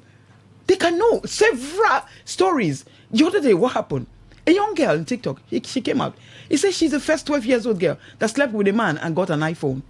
And she was proud about it. The other one said, look, I have slept with 7 men within 1 month. And I don't, now I'm pregnant. It's like I'm pregnant. I've lost my message. I have not seen my message this month. And I don't know the father of this child. So she's looking for money to terminate that child. Do you understand? And she came out. She was very proud about it. What of the other one that came in? He said, I've slept with 500 men within months. My body count is like 500 men within months. And it's an achievement to her. That is how the moral decayed and the persistent distraction of our children. They feel this is the norms. This is the value. Yeah. Do you know what your children are doing in the TikTok or Instagram or whatever? Some of our parents, we don't even monitor them. You don't follow them. I follow my son on TikTok, Instagram, whatever. I follow them. See what they are doing. Because sometimes when they tell you, like, you will never imagine it's your child. Okay. Your child are getting naked, doing all sorts of things. All identity crisis. They want to belong. Instagram is telling them, with filter, this filter word, it's telling them this is what you should be. You look like, yeah. This is what you should look like. So if you do not give your child an identity and your child does not have an identity, the world will tell them what they want the child to be. So what about parents who, because there are some parents who don't have it, like you just talked about the Yahoo boy mother thing. Yeah. So how can the child, because the parents are the first line of defense, of course, they are absolutely. the foundation and everything. Yeah. So how can a child now, help themselves? Unfortunately, how can a child help themselves? Okay, from a tender age, of course. From any stage in fact, let's go with tender, because that's where they form the useless this and that. So how can they? They cannot actually, their children. Do you understand? They don't grow into discipline. Discipline is built by the parents on these children. Wow. Yes, unfortunately. So if they don't have that background, that foundational stage, it becomes very, very difficult. That's why we're having all this crisis right now. It becomes very difficult to shape them because everything is on a timer. Parenting is on a timer. Human being is on a timer. That's why Jesus Christ actually made a statement. He said, I will do the work of my Father when it is day. Then when the night's coming, nobody can walk anymore. Do you understand? Yeah. So everything is on a timer. If you hit it, you miss it, there's a problem. And that's why we say, look, are we going to watch our children die in this way? Their dreams are broken. Their lost dreams. Their lives are broken. Where are the mentors? Where are the parents, for crying aloud? That is why I say, no, I cannot sit down. I cannot watch. And that's why I tell parents, this is what you should key in. This is what sponsors, they should key in. You know, company owners, for crying aloud. Somebody's coming out from our own comfort zone to bring seminar to you, to your children. This is going to shape them, shape their identity, their values, make them understand why that they are purpose, that they are enough for themselves. They are adequate. Nobody should persuade them, social media or no social media. And that's why we are bringing the mindset reset. the seminar. It's going to be a mind transformation. We are replacing irrational thought with rational thought, the children. Professors from various universities, I will be there as well, talking about self-acceptance. Do you understand? The importance, who you are, your identity, your value, your purpose. Because when a child knows his source or her source, it becomes, okay, why am I on earth? Now I know I didn't come to earth accidentally. Yes, you are wonderfully and fearfully made from the image of God. You know where you come from. You know what you carry. The next thing the child wants to ask, my purpose. So what's my purpose on earth? Do you understand? God has given every human being that he created. He has given you a purpose. He has given you a reason why he has created you. There's something in you that God has given to you that you will eat all the days of your life with. That thing you have passion for. That thing you don't need supervision to do. But you just need somebody to enhance it, to build it up. Do you understand? These are the things we are going to teach you, the children, on that day. We are going to make them understand that, look, even as a child, you have a purpose. This is now time there should be financial discipline, entrepreneurship. You begin to twist your brain, think about positive, go in a positive direction, what you want in life. We are going to have professors tell them about mental health, drug addict, the effects, the implication. Do you understand? The after effect and everything. They are going to watch it in the screen. The after effect of people who take drugs. Let me tell you, our children right now, boys and girls, they are teenagers. Go to rehabilitation centers. You will scream. You will scream. My friend has one. These are young boys, young girls with broken dreams and lives. We watch them as children, as mentors, as parents, and mentors will watch them. This moral decay and persistence, challenges, distraction on our children. No, enough is enough. They say a journey of 1,000 miles starts with a step. That is why I've taken it upon myself. That, look, this seminar, if you're a parent hearing the sound of my voice, the only thing you can give to a child is value. It is value. If you cannot give your child a value, then you are not a parent. So this kind of places, your children should be on the 27th of May. Don't take them out to Pleasure Park. Take them to where they will have values, for crying out loud. It is a must for all your kids, because we are going to have professors from all walks of life telling your children, giving them that sense of direction, giving them value, identity, who they are from the inside, not the external, not eccentric, but intrinsic. Who are you inside? So it's going to be mind-blowing. So that's what we're talking about. Identity. There's an issue right now, and we need to address it. You need to see our young girls. Hey, goodness. They go naked on the street. There's this name my friend tell me that they call them, these teenagers, they don't wear bra. They don't wear pants. No, God. All right. They don't wear bra. They don't wear pants. The other day, I watched one on TikTok. She said she doesn't wear pants. She doesn't wear bra. That's okay. And you wear miniskirt. So how do you sit? She says she can sit. It's okay. Now, the anchor of the program is okay. I'm giving you this iPhone. I'm going to give it to you. I'll put it on the floor. If you can pick it, that iPhone belongs to you. She couldn't do it because she was naked. No pant, no bra. And they feel this is the norm. And to make matter worse, the parents are not also helping issues. The parents are also getting naked. So who is teaching who, for crying aloud? Who is teaching who? I was coming from this morning from the church, and I saw people going to jog. See, these are married women, for crying out loud. They wear tights that shows everything, their cleavages, their bottom. I said, no, God, what is happening? I couldn't even look at my gender. I was ashamed of my own gender, for crying out loud. I'm a married woman. So what are you going to pass on to your children, for crying out loud? They are going naked. Nobody's correcting them. If you tell them, they'll say, I go change them for you. They are so rude. Are we going to sit down and watch?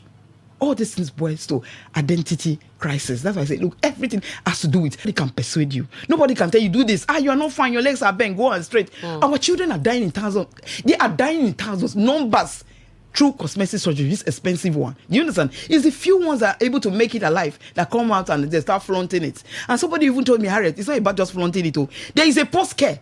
The post-care is even more expensive because sometimes this thing gets very stiff. So you need a constant massage, constant treatment, even after the BBL, whatever the tummy talk you do. Okay. Do you understand? Okay. So we are going to expose it to our children, the implication on that day. Make them know this is a no-no. You are wonderfully and fearfully made. You are made out of the image of God. There's nothing broken. Why try to fix something that was not broken in the first place? God can never make a mistake creating you. We are going to show the student that day. They are going to watch it on the screen, the after effect of BBL. So that you begin to change the narrative. That's why it's called the mindset restructuring.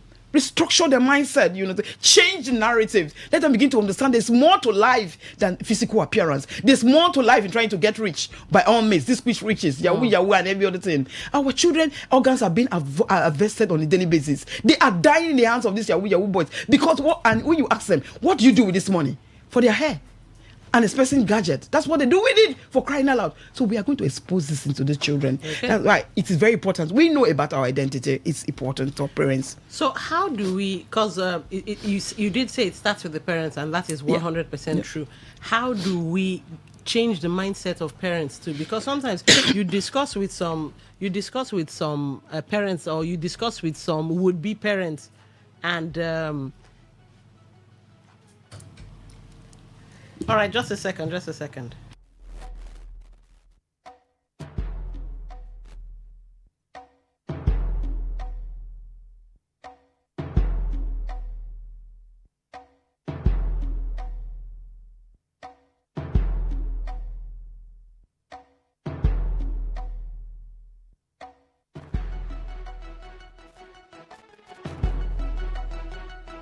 All right, apologies for that.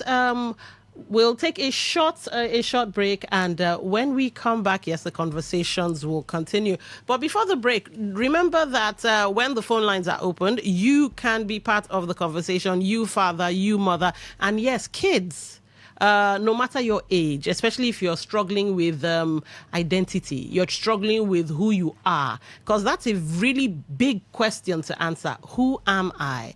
And by who am I, I'm not asking, are you a primary school pupil? Are you a secondary school student? No. Who do you think you are inside? What do you think you are inside? What do you carry, and all of that? So yes, kids, if you'd like to be part of the show, here are the numbers to call. Mommy, daddy, I hope you have enough credit and airtime so your kids can call and ask questions.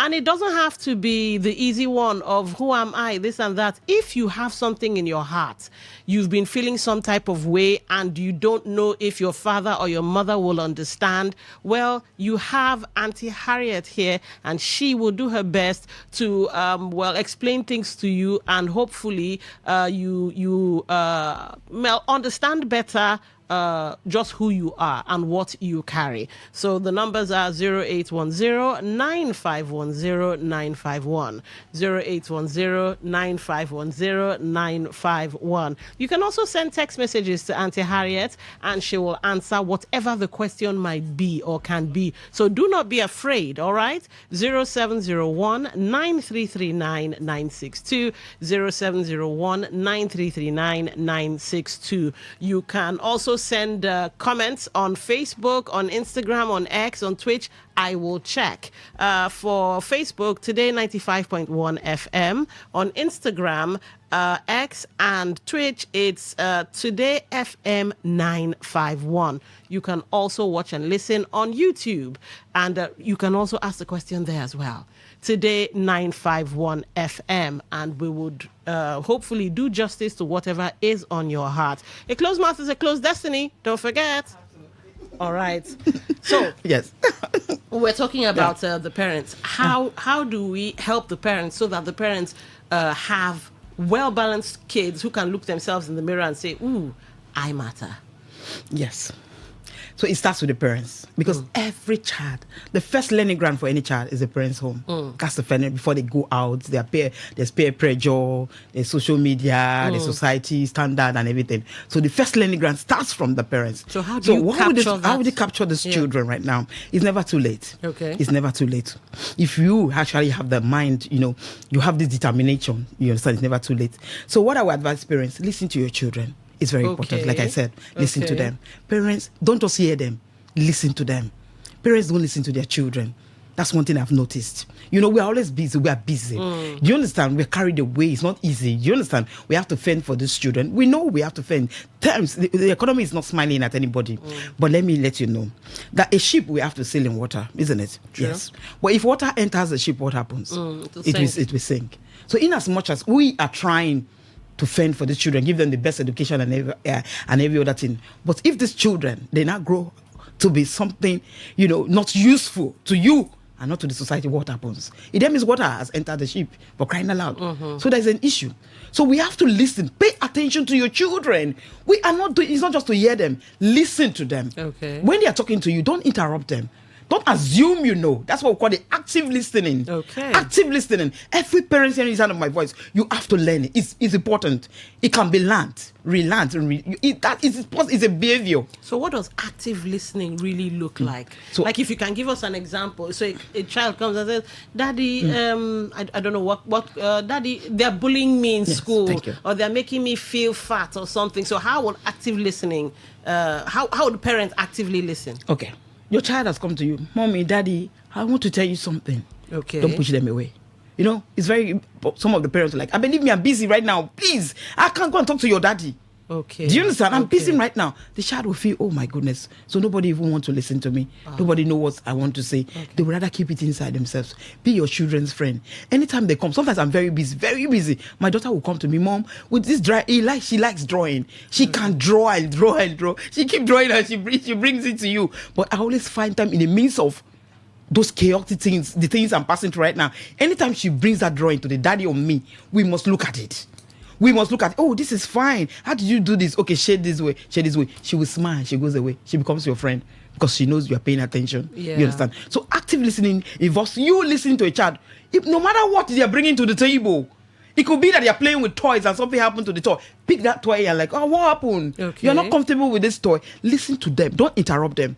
Don't assume you know what they're trying to say because of what you've done previously. This is what you did last time. You have come again to disturb me again. This. You don't know. The child might be something else entirely different the child wants to tell you. Mommy, there's something I want to tell you. Oh, my child. Okay, come and sit. Is there anything you want me to know? Yes, Mom. Look at what happened in school. Oh. There are people that they want me to join court. Like I told you some weeks ago of a colleague that the child was brought to him, you know. They said, the child is demonic. All of a sudden, he started behaving strangely and every other thing. You know, as counselors, what do? We create an enabling environment for you to express yourself without being judged. We will not judge you. We will appreciate you. We will applaud you so that you can speak. We are not judging you. And do you know what the child said? He said, look, I am not demonic. I just behaved that way because my parents will not listen to me. I go to my mother will say, go to your father. Wow. I go to my father will say, go to your mother. So meanwhile, it was attention. It was attention that child needs. Okay. He said, meanwhile, I'm being bullied in school. They want me to join court. And I said, no, I was not raised in that way. I cannot join court. I want to leave that school, for crying out loud. But my parents will not listen to me. So I decided to misbehave. If this way, they will pay attention to me and they say I'm demonic. I am not demonic. I'm still normal. So you can imagine what our children are going through, are passing through, because our parents don't have the skills, the active listening. Sit down. Don't judge them. Don't interject. If they're speaking, don't interject. Don't prejudge. Don't assume you know what they're trying to say at any given time. Okay. Let them sit with you and tell you, express themselves. Create this enabling environment where they can express themselves freely without being judged. Without having the feeling of guilt that they're trying to betray their loved ones. Do you understand? Don't make them feel they're trying to betray you because you've imposed on them that this is what you must do. No. Let them be able to express themselves. They're humans. They have feelings.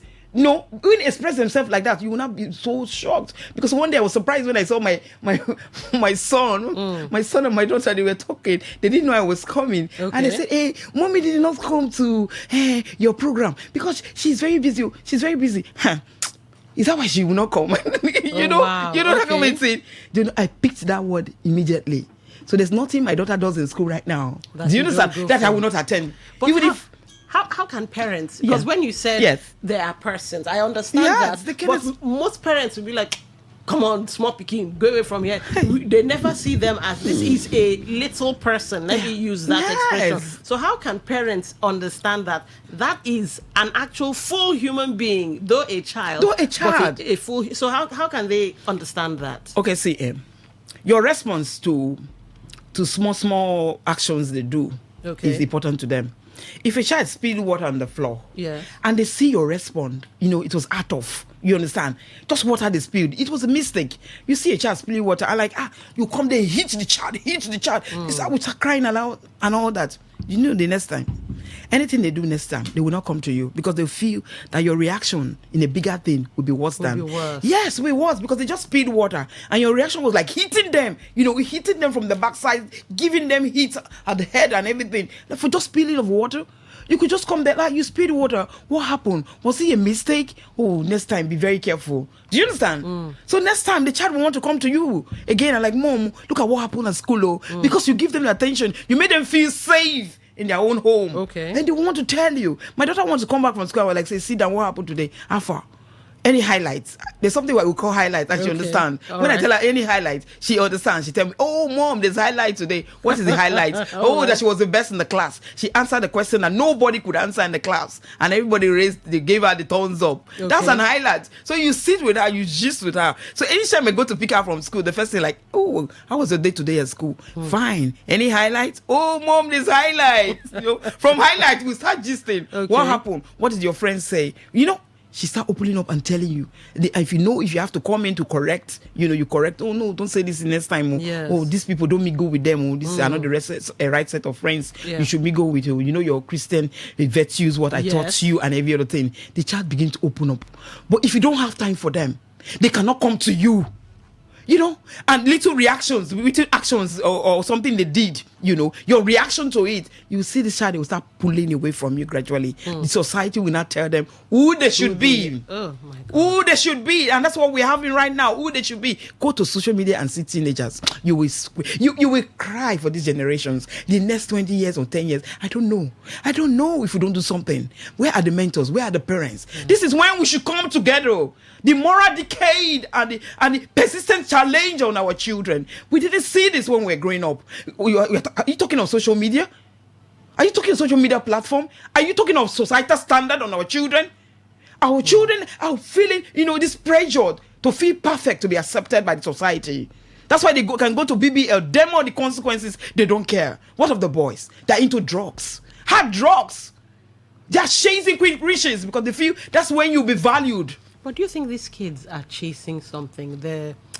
Sometimes people that use drugs, I sometimes feel they're trying to escape a reality or something. Yes. So how can the parents, and sometimes they perform when they're in front of their parents, they're like, oh, I'm a good child. And then when they're outside, they're like, wow, wild animals. Yes. So how can the parents spot a performative kid and be able to draw that child out of This is your child. Your child is an extrovert. Okay. The child talks a lot. You understand? When you run, hey, Mom, the house is, hey. Do you understand? Then all of a sudden, this child is withdrawn. Something is wrong. Okay. She doesn't talk anymore. He doesn't talk anymore. It's quiet. He's to himself. He doesn't come out for dinner. You have to force him to come out for dinner. What is going on? That's why we have insensitive parents all over the place right now.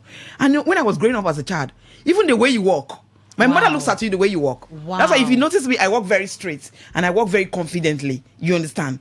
It is not free. I didn't learn it yesterday. So she took her job seriously. Yes, I didn't learn it yesterday. You understand? There's a way I was walking. I started bending, and my mother comes. All my siblings are tall. In fact, I'm the shortest in the house. When it comes to height, let me just say it. All my siblings are tall. So my mother will come to you, hit my chest backwards, and say, "Look, all your siblings are taller than you. If you bend like this, then you'll be shorter." Do you know what it means? Do you understand? So when he sees you like that, you just come and hit your chest, or when she just blink her eyes, know that look, something is wrong. You see me, I'll just chest out and like, okay, stop walking. She gives you a thumbs up. Wow. My mother will be outside. If you want to go out, we call her the CID. Okay. We call her outside. My siblings can hear my voice right now. We call my mom a CID. Very sensitive mother. But today I pray for her. I pray for her wherever she is in the part of the world. That look, that thing that you instilled in us have made us to be these women and men we are today. We don't drink, we don't smoke. No, my brothers don't womanize. A mother did an extra job somewhere. Through the help of God, somebody did an extra job. If you want to step out, my mother feels it. Psychologically, she knows. You see her. She come and sit in front of the gates. I'll be waiting for you. She's that sensitive? Yes, she's that sensitive. Wow. And I want to go out with my friends, so she will not allow us to visit people. But she will allow your friends to come in. So when your friends, they come in, do you know what my mother does? She will eardrop in your conversation without you knowing. She will be by the window side. We never knew my mother was doing that. So after the conversation with your friends, she will say, okay, you see that fair one? She should not come to this house again. And you'll be wondering that what is going on? Why with this fair one, mom, who cannot go out, and you're telling us this fair one should not go? You say no, she's not well raised. She should not come here again. Until one day we discover my mother was eardropping. So this is what I also do with my children. Sometimes I want to eardrop in a conversation. If friends comes around, what are they talking about? You know, even friends around, they come to my children around. Sometimes they wouldn't know. I would just be moving around. I'm trying to eardrop in a conversation. It is important. Be very sensitive. That is where you can pick something that is wrong almost immediately. And call your child to order. Say, this friendship, oh no, I don't want it. It's very important because some of these children, they are innocent. They have been lured by their friends, you know. This peer pressure. Let's do this. This is what we do. Some of them are drugged. Like I told my child, look, anytime you drink water in the class, you're going out, carry your water. Indeed. Yes, carry your water. Lock it in the locker. Make sure it is locked. Hold your key and go to the toilet and come back. If you are somewhere, they give you a drink and you didn't finish it and you went to ease yourself, make sure that drink, you don't come back to drink it again. You begin to teach your children. If they go to the toilet, public toilet or whatever, in a party or in an open space like that, accompany your daughters. Accompany your daughters because you do not know. They could be molested. Sensitive mothers and parents, raise your children that way. A child is not talking all of a sudden. What is going on? Have you asked? You are going to church. The child all of a sudden, I don't want to go to church anymore. What is going on? A child that was happy, wanting to go to church with you, all of a sudden he said no. Yes, to go. Yeah, okay. He wants to watch television. He wants to be with his phone 247. He doesn't want to go to church anymore. There's something that is distracting that child. There's something. Shut that door. Take that phone from that child. Take that child to the church. So as parents, we have to be very sensitive. We have lost it. Yes, the times are hard. But if we continue like this, the next 20 years, what is this generation headed? Because they are easily persuaded. The social media is telling them what they should be, what they should look like. Not what you have instilled in your children. That's why you see that moral codes and standard of value. It is important for parents. You need to pass it on to that child at a very tender age. But is what you want to ask me, now these children are grown, is there anything that can be done about it? Yes, something can be done. Any problem that is below the feet of Christ, Christ can still solve it for crying aloud. Do you understand? So it takes effort, determination, like the program I'm trying to organize right now. This is when I want sponsors. You understand? Parents, put heads together with me. Like, let's do this for our children. They are not my children for crying aloud, but I'm just doing it for humanity's sake. Let's come together because, the moral decadence, it is something, it is not something we appreciate at all as parents. So this is why what we're talking about. We must listen to our children. We must be sensitive to them. Their social media handle, find out, follow them. As parents, follow them and see what your kids are doing. This is very important. Okay. All right. So, like I said earlier, a closed mouth is a closed destiny. Parents, you have a job to do. Kids, this is a safe space. We can call that a safe space. So if you're having issues, identity crisis issues, who am I? Peer pressure, I want to go viral, I want to have big bump, all the things that you see, and you really shouldn't be having such a situation at such a young tender age. You can call in now. Parents, you can also call in. The numbers are 0810-9510-951. That's 0810-9510-951. Second number for text messages, WhatsApp messages, and voice notes, 0701-9339-962, 0701-9339-962. All right. Okay, let's take this call. We have a bunch of messages as well. Family Circle, welcome to the show. Thank you. God bless you. Good morning. Good morning to you. I love your program. Since I've been listening, it was very good. And it will continue to be good. Amen. God will give you the sense to continue this program. In the name of Jesus. Amen. Thank God for the children God gave to me. I have 6 Yes, but girls. can you do me a favor, please? Your radio, there's some hallback. Sorry. All right. Okay, I'm off it. All right, go ahead. I just want to thank God for the children God gave me. 6 girls and 1 boy. They are all in the Lord Jesus. I brought them up in the way of God, as my mother brought us up. No one that is out of God's sight. And so all these people we are talking is a very sensible talk. If I see something like that, mostly in the church, you see the way the girls will dress, Immediately I set eyes on them, I just remove it. And what will I do? I'm not a pastor, I'm not a pastor wife. So we, the mothers, we have the duty to perform our children. Whether you are the one who born them biologically or not, just as you are saying, God will help you succeed in this program in Jesus' name. Amen. Amen. Thank you for calling. Thank you for calling. All right, let's take this call. Family Circle, welcome to the show. Hello. I can hear you. Welcome to the show. What's your name? Where are you calling from? Thank you very much. My name is Femi, calling from Port Harcourt. Yeah. Go ahead.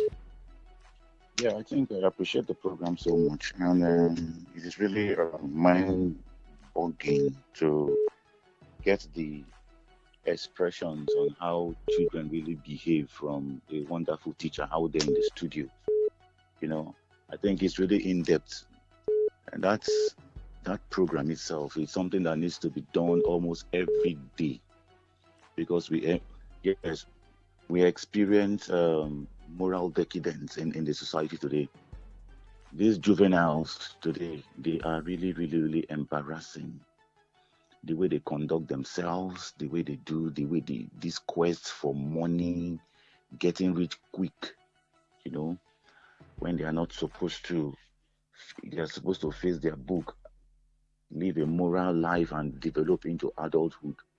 But you see them looking for what their parents have not even gotten. They are looking for it and even beyond. You know, it's heartbreaking, really.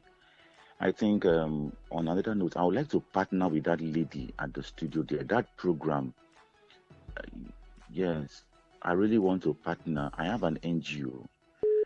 You know, we go out for things like this. All right, so what will happen is 5 minutes to the end of the show, she will give out contact addresses and where the event will be happening. So let's give others a chance to call in, all right? Okay. All right, thank you. Thank you so much. Family Circle, welcome to... turn down the volume on your radio, please.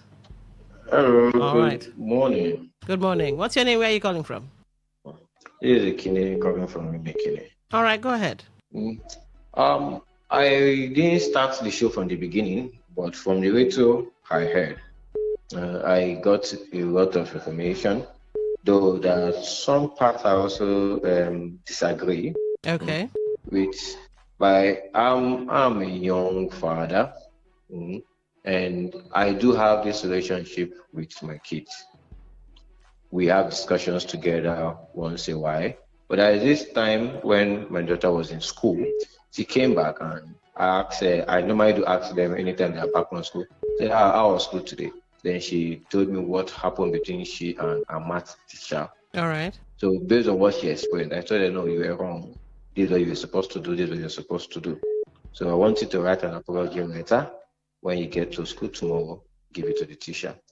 Then, unknown to her, I went to the school the next day in the afternoon to confirm if she did.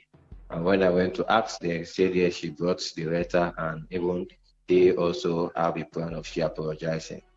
But my going for the school is not just me want to know what, if she has done what I said. Is I wanted to know what exactly did the teacher do. Because sometimes, you see, we parents, we are the one provoking our children. Chasing them away. Because she also mentioned when the child pours something water and the way you react. Yes, the way you react matters.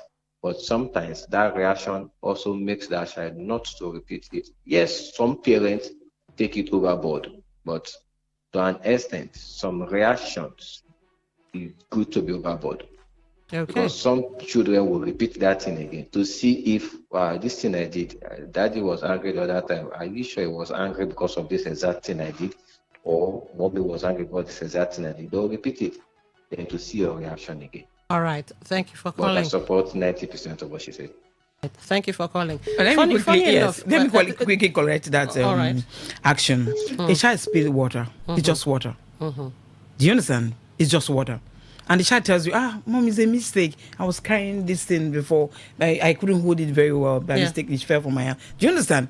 the child has explained to you, and you come behind that child and hit that child so hard. That's what I'm trying to stress out here. All right. You know, I'm sure he's actually getting it wrong. Okay. You know, there's some little things or little offenses, you know, stand. That you can and overlook. yes, you can overlook. Oh, my child, why did you do this? Okay, next time don't do this. Okay, it was a mistake. Sorry, be careful next time. Do you understand that it was a mistake here? But not a child that intentionally does something. Do you understand? You know, you've spanked that child before. It comes back to repeat it. No, you make that child understand that, look, because if you spare the rod, you spoil the child. So that's what I'm trying to stress out there. You understand? There's some minor offenses that just you let go. You let go. You let so go. There was something he said, which I think could also create who am I? Nobody loves me. This, that. Yeah. I love the fact that he said, okay, you were wrong in this regard. Yes. Write an apology letter and stuff. That's beautiful. But there are some parents. Yeah. My mom, I've noticed one or two people. So we have this saying in my house, outsiders man or outsiders woman. Okay. So there are some parents that many times would somehow take the side of an outsider over what your child is saying. I'm not saying don't verify and whatever, but in the moment where the child is actually telling the truth, and rather than you taking the side of your child, you take the side of the outsider, and the child now starts having this identity crisis. With it. Okay. You know, it bullies other child because the mom will come and like, hey, what did you do? Who spoke to my child? So these are the things these teachers are also suffering. So for a parent, you know, if your child have done something really wrong, and you know, you don't just take outright, okay. There's a conversation going on right now. Okay, you can make the child know, John, this what you did was not actually right, and so next time you don't do it. And you tell the other child, sometimes you should be more careful. You understand? So that the child feels very safe that, look, oh, you didn't just come to embarrass him, because there's a way you will do it. You make that child feel, mom, even as my mom, look at the way you embarrass me in front of my peer group or whatever. Mom, that was not right. There's a way, your tone, your manners of a presentation, your facial expression will tell that child that, look, even after everything, I'm still being loved. Do you understand? All right. So all these things matters in communication. Your body language, your tone. Yes. It takes a lot of maturity. That's what I'm learning now. All right. So the phone lines are still open. 0810-951-0951. 0810-951-0951.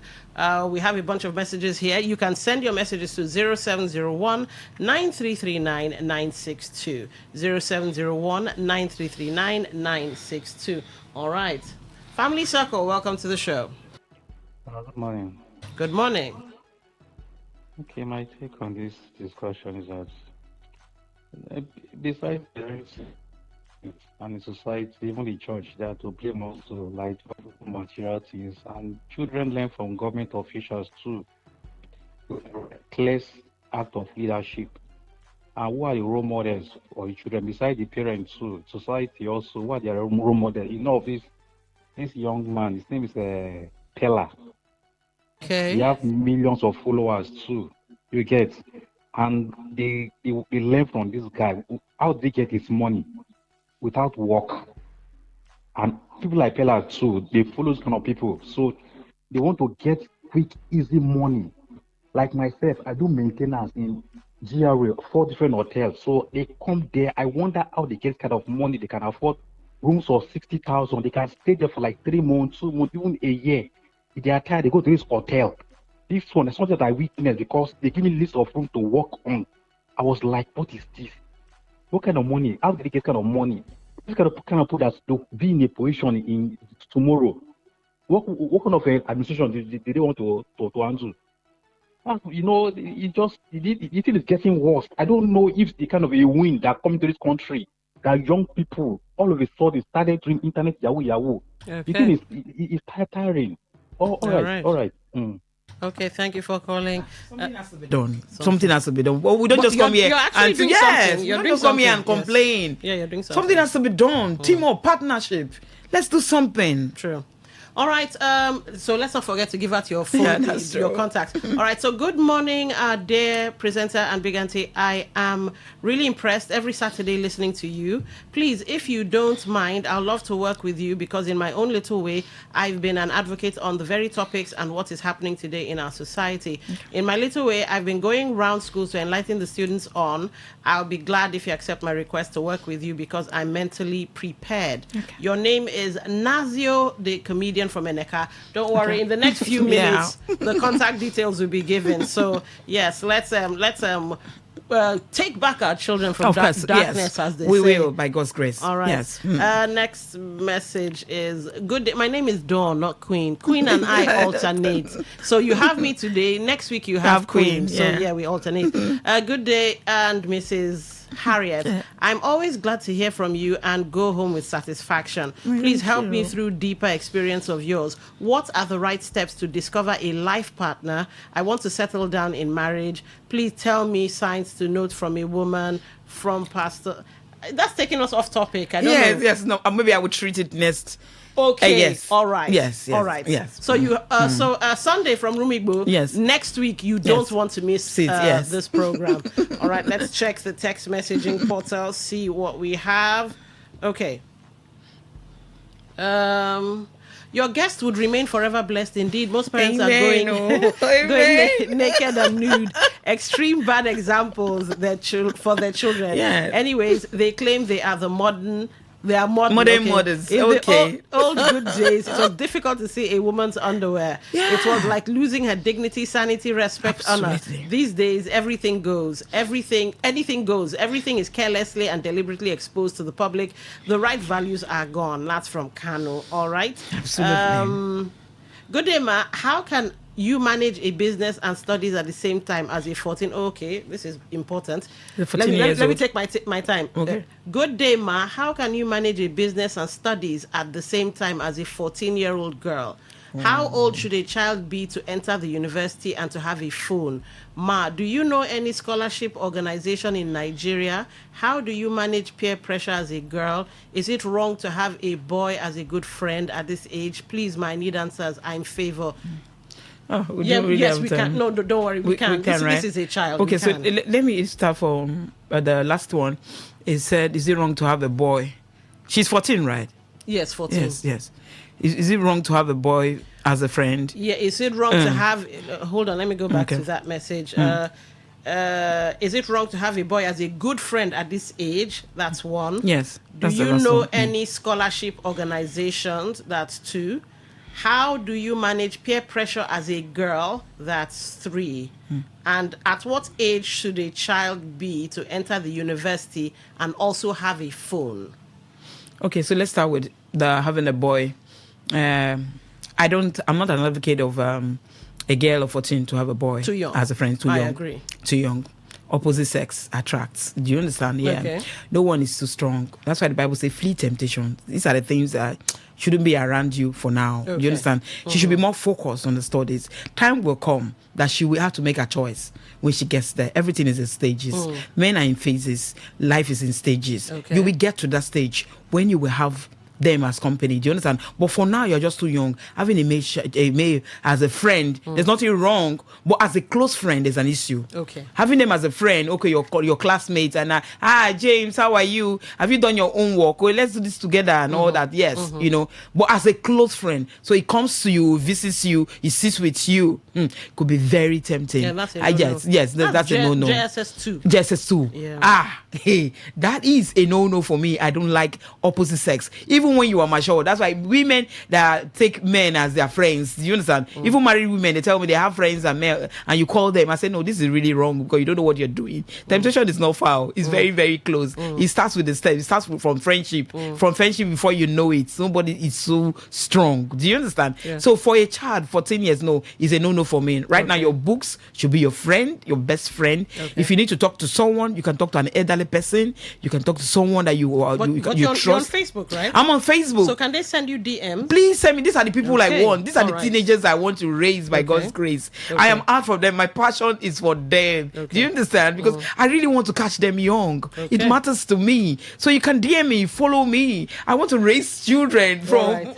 So what about the phone? To have a phone at the age? Okay, 14 is that's a JS3, almost entering SS1. SS1. Yeah. Yes. So what about phone? No, about phone. I always want when they are mature. They are older. Okay. They are older. Okay. To me, she's still very young to have a phone right now. Because if you have a phone, maybe sometimes you have to give your child a phone because maybe you're not always around for security reason. Make sure there's a parental check. You know, on these phones, you have it. Yes. You wish the WhatsApp is attached to yours. Anything they do, you monitor them. Right. But if that's not the reason, anything, I really want the child to get like to SS2.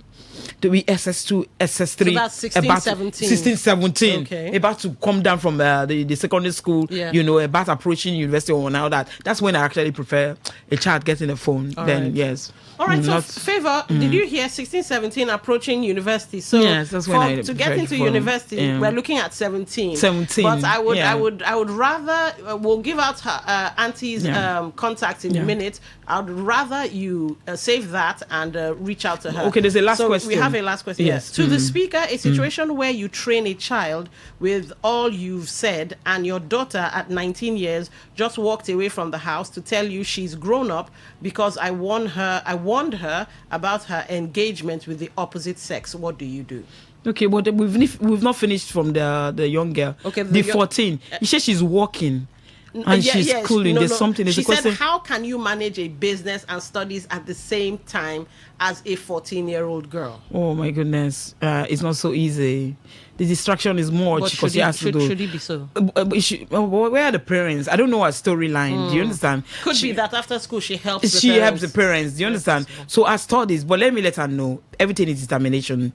Everything is determination and your mindset. You know, I wouldn't want to bring my personal story or whatever in here, but I tell you, it's very possible you can do it. It's a mindset. You understand? The time you come back from school, maybe you have to help your parents at home and all that. You know, make sure even with the space of helping your parents, your books are still close to you. All right. Yes. Do you understand? Yes.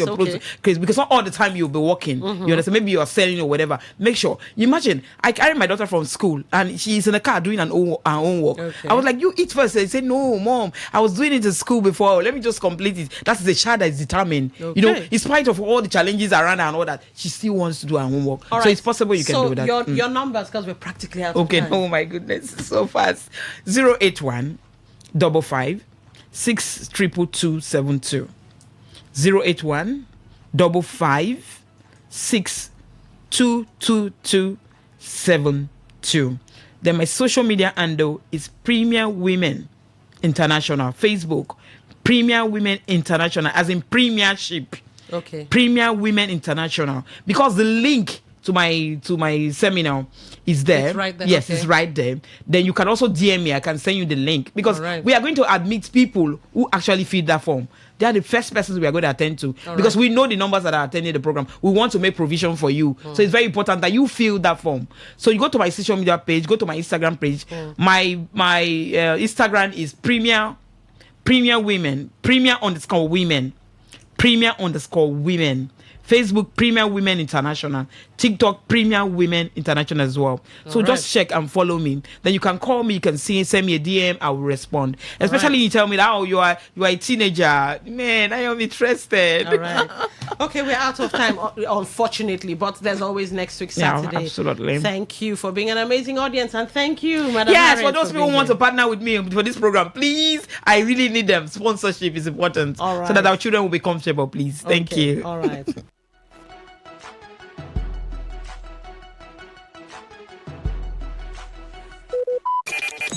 Talk radio. I listen to a lot of talk radio. 95.1 FM. Whether it's happening in Port Harcourt, South South, Nigeria, or around the world, we've got you covered. On air, online, delivering balanced news and unbiased analysis. Today, 95.1 FM. This is Today, 95.1 FM, Port Harcourt. News.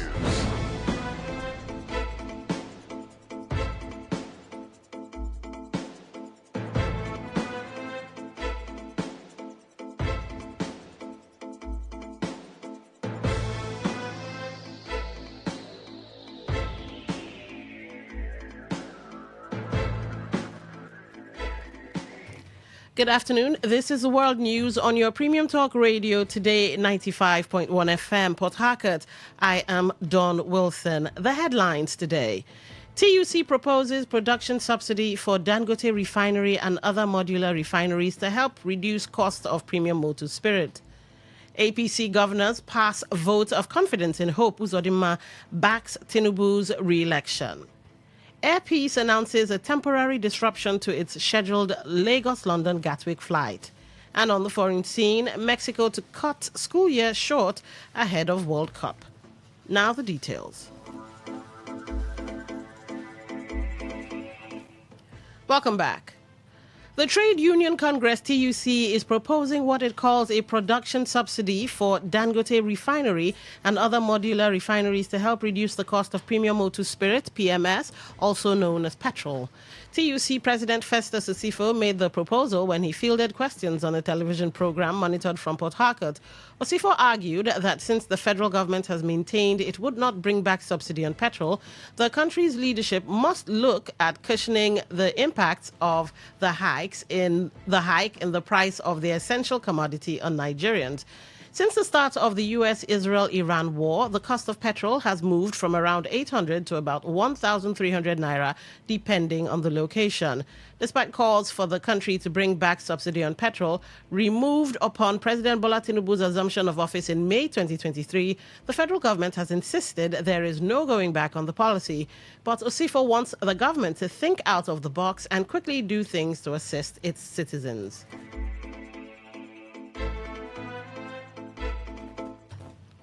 The Progressive Governors Forum, PGF, has passed a vote of confidence in its chairman, Governor Hope Uzodinma, and vice chairman, Governor Uba Sani, reaffirming its support for their leadership amid rumors of internal divisions within the forum.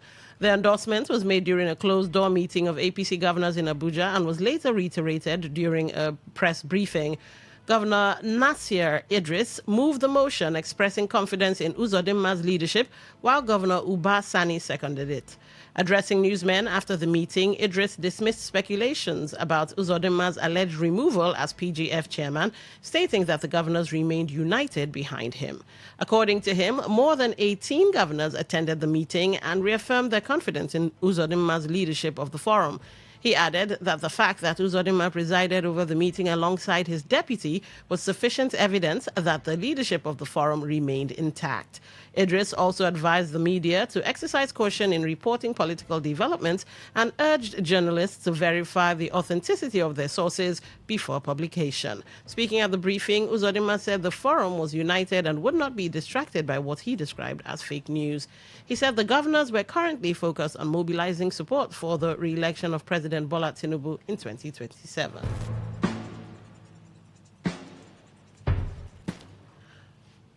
Former President Goodluck Jonathan has formally opposed a lawsuit seeking to prevent him from contesting the 2027 presidential election.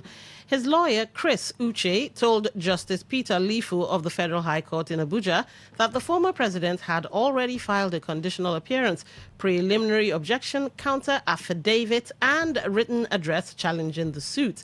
According to Uche, the defense filed the processes on May 5 after becoming aware of the case through media reports, arguing that the issue of Jonathan's eligibility had already been settled by previous court decisions, including judgments of the Court of Appeal. The suit, filed by lawyer John Mary Jidobi, seeks an order permanently restraining Jonathan from contesting the 2027 presidential election or presenting himself to any political party as a candidate. The plaintiff also asked the court to stop the Independent National Electoral Commission, INEC, from recognizing or publishing Jonathan's name as a valid presidential candidate, arguing that he had already exhausted the constitutional two-term limit by completing the tenure of late President Umaru Musa Yar'Adua in 2010 before serving a full elected term after winning the 2011 election. Justice Peter Lifu adjourned the matter until May 11 for hearing of both the preliminary objection and the substantive suit, while directing that hearing notices be served on INEC and the Attorney General of the Federation, who were absent in court.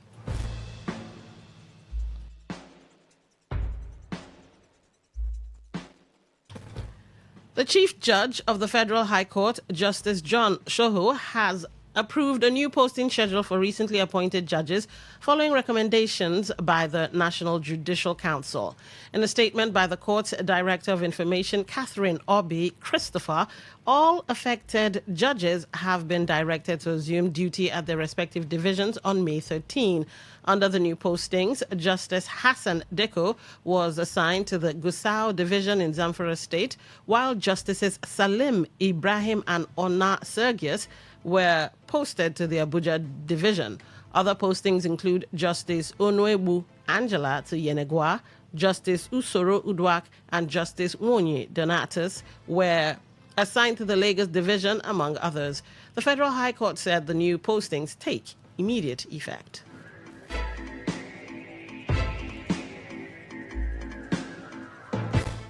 The Independent National Electoral Commission, INEC, has announced the commencement of online accreditation for media organizations ahead of the by-elections scheduled for June 20 of this year. In a notice published via its X platform, the Commission urged interested media organizations to complete their accreditation through the designated portal, warning that late applications would not be considered. According to INEC, the elections will hold in several key constituencies across the country, including the Dawaki Kudu Warawa Federal Constituency in Kano State, Zuru State Constituency in Kebbi State, Ondo South Senatorial District, Rivers South East Senatorial District, Nasarawa North Senatorial District, and Enugu North Senatorial District. The Commission described the accreditation exercise as essential to ensuring transparent and effective media coverage of the polls, which are expected to attract significant political attention in the affected areas. INEC further stressed that all media organizations seeking access to cover the elections must register through the Commission's official accreditation platform within the approved timeline. The electoral body maintained that any organization that fails to complete the process before the deadline would be disqualified from participating in election coverage. Air Peace has announced a temporary disruption to its scheduled Lagos-London Gatwick flight after a routine technical check detected a fault on the aircraft. In a statement via its X handle by the airline's management, Air Peace said the fault was discovered after passengers had already boarded the aircraft. The airline was thereafter forced to withdraw the plane from service in line with safety procedures. The airline added that all passengers were safely disembarked while engineers attended to the issue. Air Peace stressed that passenger safety remained its top priority, noting that the decision to suspend the flight was necessary despite the inconvenience caused to the travelers. According to the airline, affected passengers were immediately informed of the development and provided with hotel accommodation and other support services. The carrier also disclosed that a replacement aircraft would be deployed from London to operate the delayed service. The airline assured customers of its commitment to safe and reliable operations while thanking passengers for their patience and understanding during the disruption.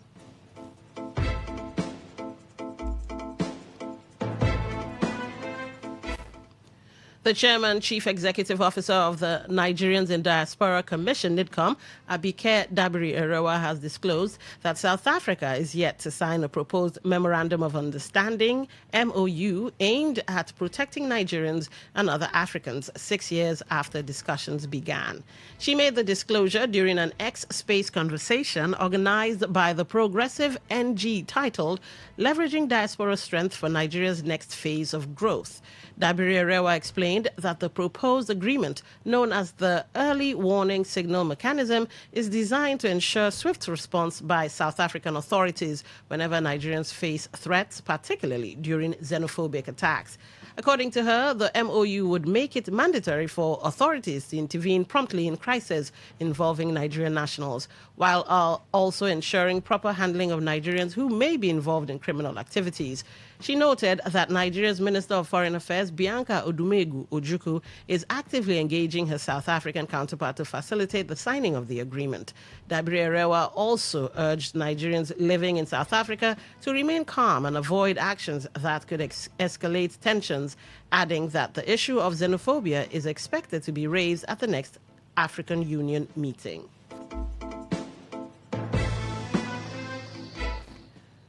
You're listening to the World News on Today 95.1 FM, Voice of the People. After the break, more news, sports, and foreign stories. Stay with us. Every day, every hour, when the big stories break, depend on our 24-hour news team to bring you the latest. Today 95.1 FM. Welcome back. A Port Harcourt-based legal practitioner, barrister Ikechi Oshimini Beke, has congratulated the former Minister of Transportation and leader of Africa Democratic Congress in South, Rotimi Amechi, for purchasing the expression of interest nomination form to contest for the position of president in the forthcoming general election. Rotimi Amechi, who is a former governor of Rivers State, had yesterday picked up the expression of presidential nomination of interest form under the platform of ADC, which he displayed on social media. Reacting to the development, barrister Ikechi Oshimini Beke said, based on the track records of Amechi as a Speaker of State House of Assembly, Government of Rivers State and Minister of Transport, there is no doubt that Rotimi Amechi will perform excellently well to take Nigeria away from the calamity that has befallen it. Oshimini Beke, while expressing optimism that Amechi will be the presidential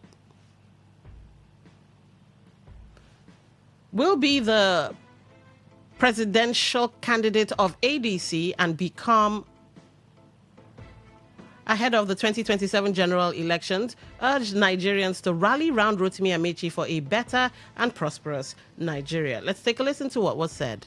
I congratulate our leader, the Right Honorable Rotimi Amechi, for putting himself forward in picking the expression of interest from of the African Democratic Congress to contest for the office of the President of the Federal Republic of Nigeria. Going by his track record, I have no doubt that Amechi will make a good president. Having the political will and the dexterity in quality governance, his performance as Speaker, Governor, and Minister of the Federal Republic is an eloquent testament that, becoming the President, he will deliver the dividends of democracy to the Nigerian people.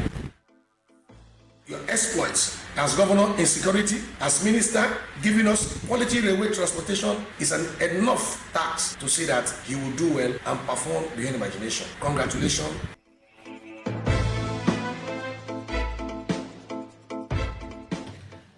The Rivers State Ministry of Education has reaffirmed its commitment to supporting technological education as a means of strengthening middle-level manpower development in the state. The Commissioner for Education, Peter Nwago, stated this while speaking at an event held at Captain Ilichi Amadi Polytechnic, where he was honored by the Women in Technical Education and Development, WETED, for his contributions to public service in the education sector. Wago, an associate professor, noted that the state government places high priority on technological education as a catalyst for development across all sectors of the economy. Represented by the Director of Higher Education, Magdalene Wilcox, the commissioner highlighted the critical role women play in technical education, particularly in training and empowerment initiatives aimed at advancing skills acquisition. In her welcome address, the coordinator of WITED at Captain Ilichi Amadi Polytechnic, Bridget Princewell Nwadua, said the organization is focused on equipping the girl child with sustainable skills and innovative capacity needed to drive industrialization. The conference was themed Harnessing Technological Innovation in Education, a catalyst for inclusive and sustainable development in Africa.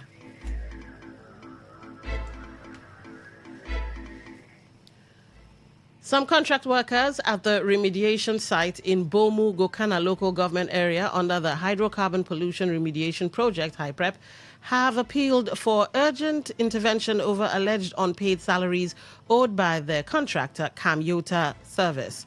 Speaking on behalf of the affected workers, Innocent Dinkba, who spoke to Today FM's Priye Izogu, alleged that the contractor owed them salaries for 4 months and 3 weeks before they were relieved from the remediation site.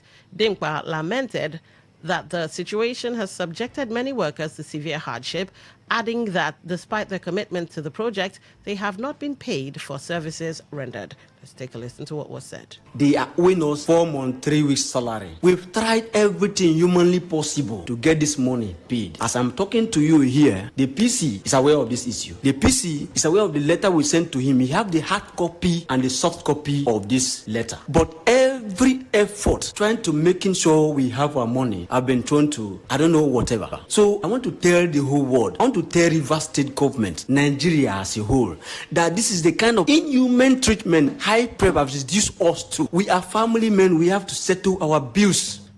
He further disclosed that the workers had written to the project coordinator of HYPREP, Professor Neni Barini Zabe, informing him of the development, but claimed they were yet to receive any response from the agency. Dimpa also appealed to the Rivers State government to intervene and ensure that the affected workers receive their outstanding salaries, stressing that many of them are struggling to survive due to the economic situation in the country. Every effort trying to meet high prep has just been useless. Commuter. No, we've been working together. There was peace, as in everything we are following the way we ought to be following. The workers were working. Yeah, we are working until when they asked us to stop. We never knew the reason why they asked us to stop. Although I told them that we will not stop, but they insisted that we should stop. Now, as we are stopping, why are you not supposed to pay us our salary? In the meantime, the head of communication of HiPrep, Enuolare Wigo, has appealed to the workers that their owed salaries would be paid.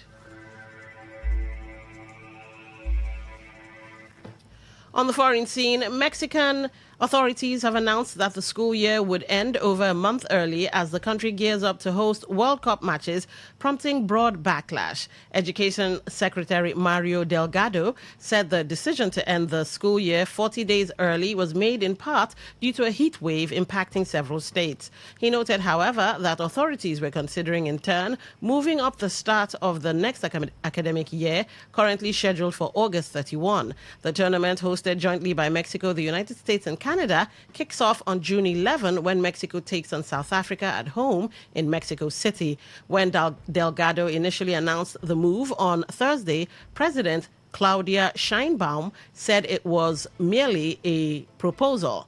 Parents were left stunned by the decision, which could mean they need to find and pay for a third month of childcare during the summer break. The Copa Max Business Association called the decision hasty and warned of disruptions to families' schedules and subsequent impacts on labor. To end the news, here's a summary of the major stories. The TUC has proposed what it called production subsidy for Dangote refinery and other modular refineries to help reduce the cost of premium motor spirit. APC governors has passed a vote of confidence in Hope Uzodinma and backs Tinubu's re-election. We told you that the Air Peace has announced a temporary disruption to its scheduled Lagos-London Gatwick flight. And on the foreign scene, you also heard that Mexico has revealed plans to cut school year short ahead of the World Cup. That was the news as edited by Uchendu Ejowo. For comments and inquiries, please call 0818-389-2850 or send your emails to news@todayfmlive.com. You can read our stories on www.todayfmlive.com, Facebook Today 95.1 FM, Instagram Today FM 951, X Today FM 951. You can also join our YouTube live at Today 95.1 FM. I am Dawn Wilson. Thank you for listening. Good afternoon.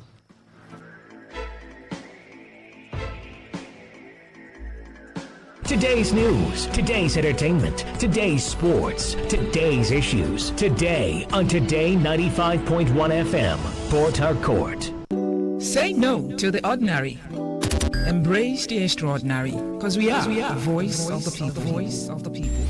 Today 95.1 FM. Today 95.1 FM.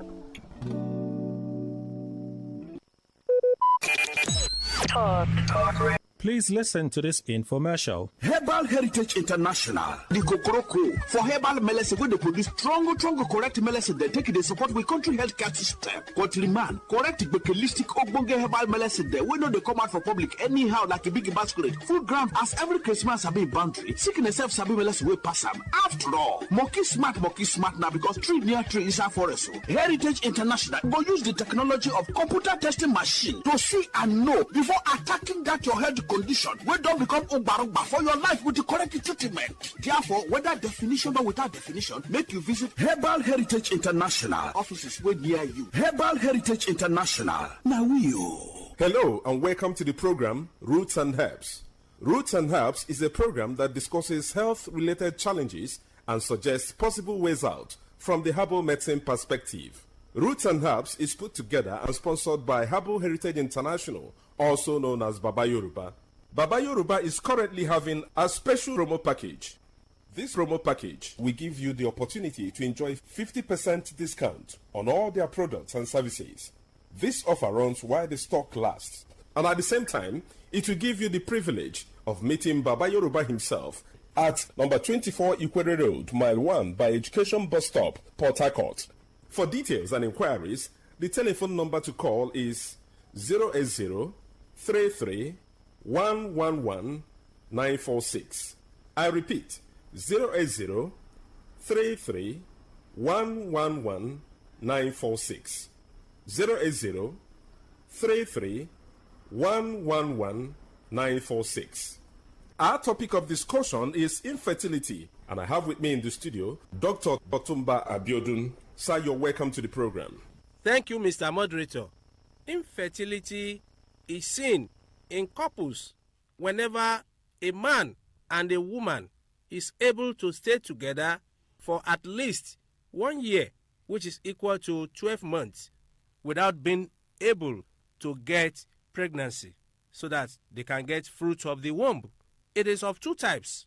We have primary infertility, and the second one is called secondary infertility. Primary infertility is seen when a man and a woman have stayed together for at least a year and they are unable to conceive. But in secondary infertility, a man and a woman have been able to have issues or to have even only one, but they intend to get more, which is not forthcoming. That is secondary infertility. So whenever there is infertility, it is very important for the two to join hands together and go for investigations. What makes a man the father of any child is the quality of the semen coming from the man. That a man is able to perform doesn't make him the father of any child. What is coming from a man is gotten from the testicles. In some men, the number of sperm cells can drop, a situation that we call oligospermia. In some, the cells may not even be there at all, a situation that is called azoospermia. Some men do experience a situation where what is coming from them is nothing but only water. All the qualities are not there. There are many factors that can make a man to come under these conditions, part of which is drug abuse. There are some medications that some men do take that are spermicidal, that is, they are killers of the cells that makes a man the father of any child. Not only this, it is possible when a man is exposed to very high temperature, particularly the private part, for the cells to die or get weakened. And that is why the nature in his species did not put the testicles inside our abdomen, because the process of spermatogenesis does not require very high temperature. That is why they are kept in the sac under there, so that the temperature can be a mild one. Not only this, infections that men have suffered from, whether in the past or in the recent, can also destroy all the cells. Even some before their puberty, if they suffer from mumps infection, a viral infection, it can destroy all the tissues that are supposed to produce the cells. Some do suffer from sexually transmitted infections that have been able to get deep into the testicles and destroy all the cells. At times, hormonal imbalance can also affect the quality of semen a man produces.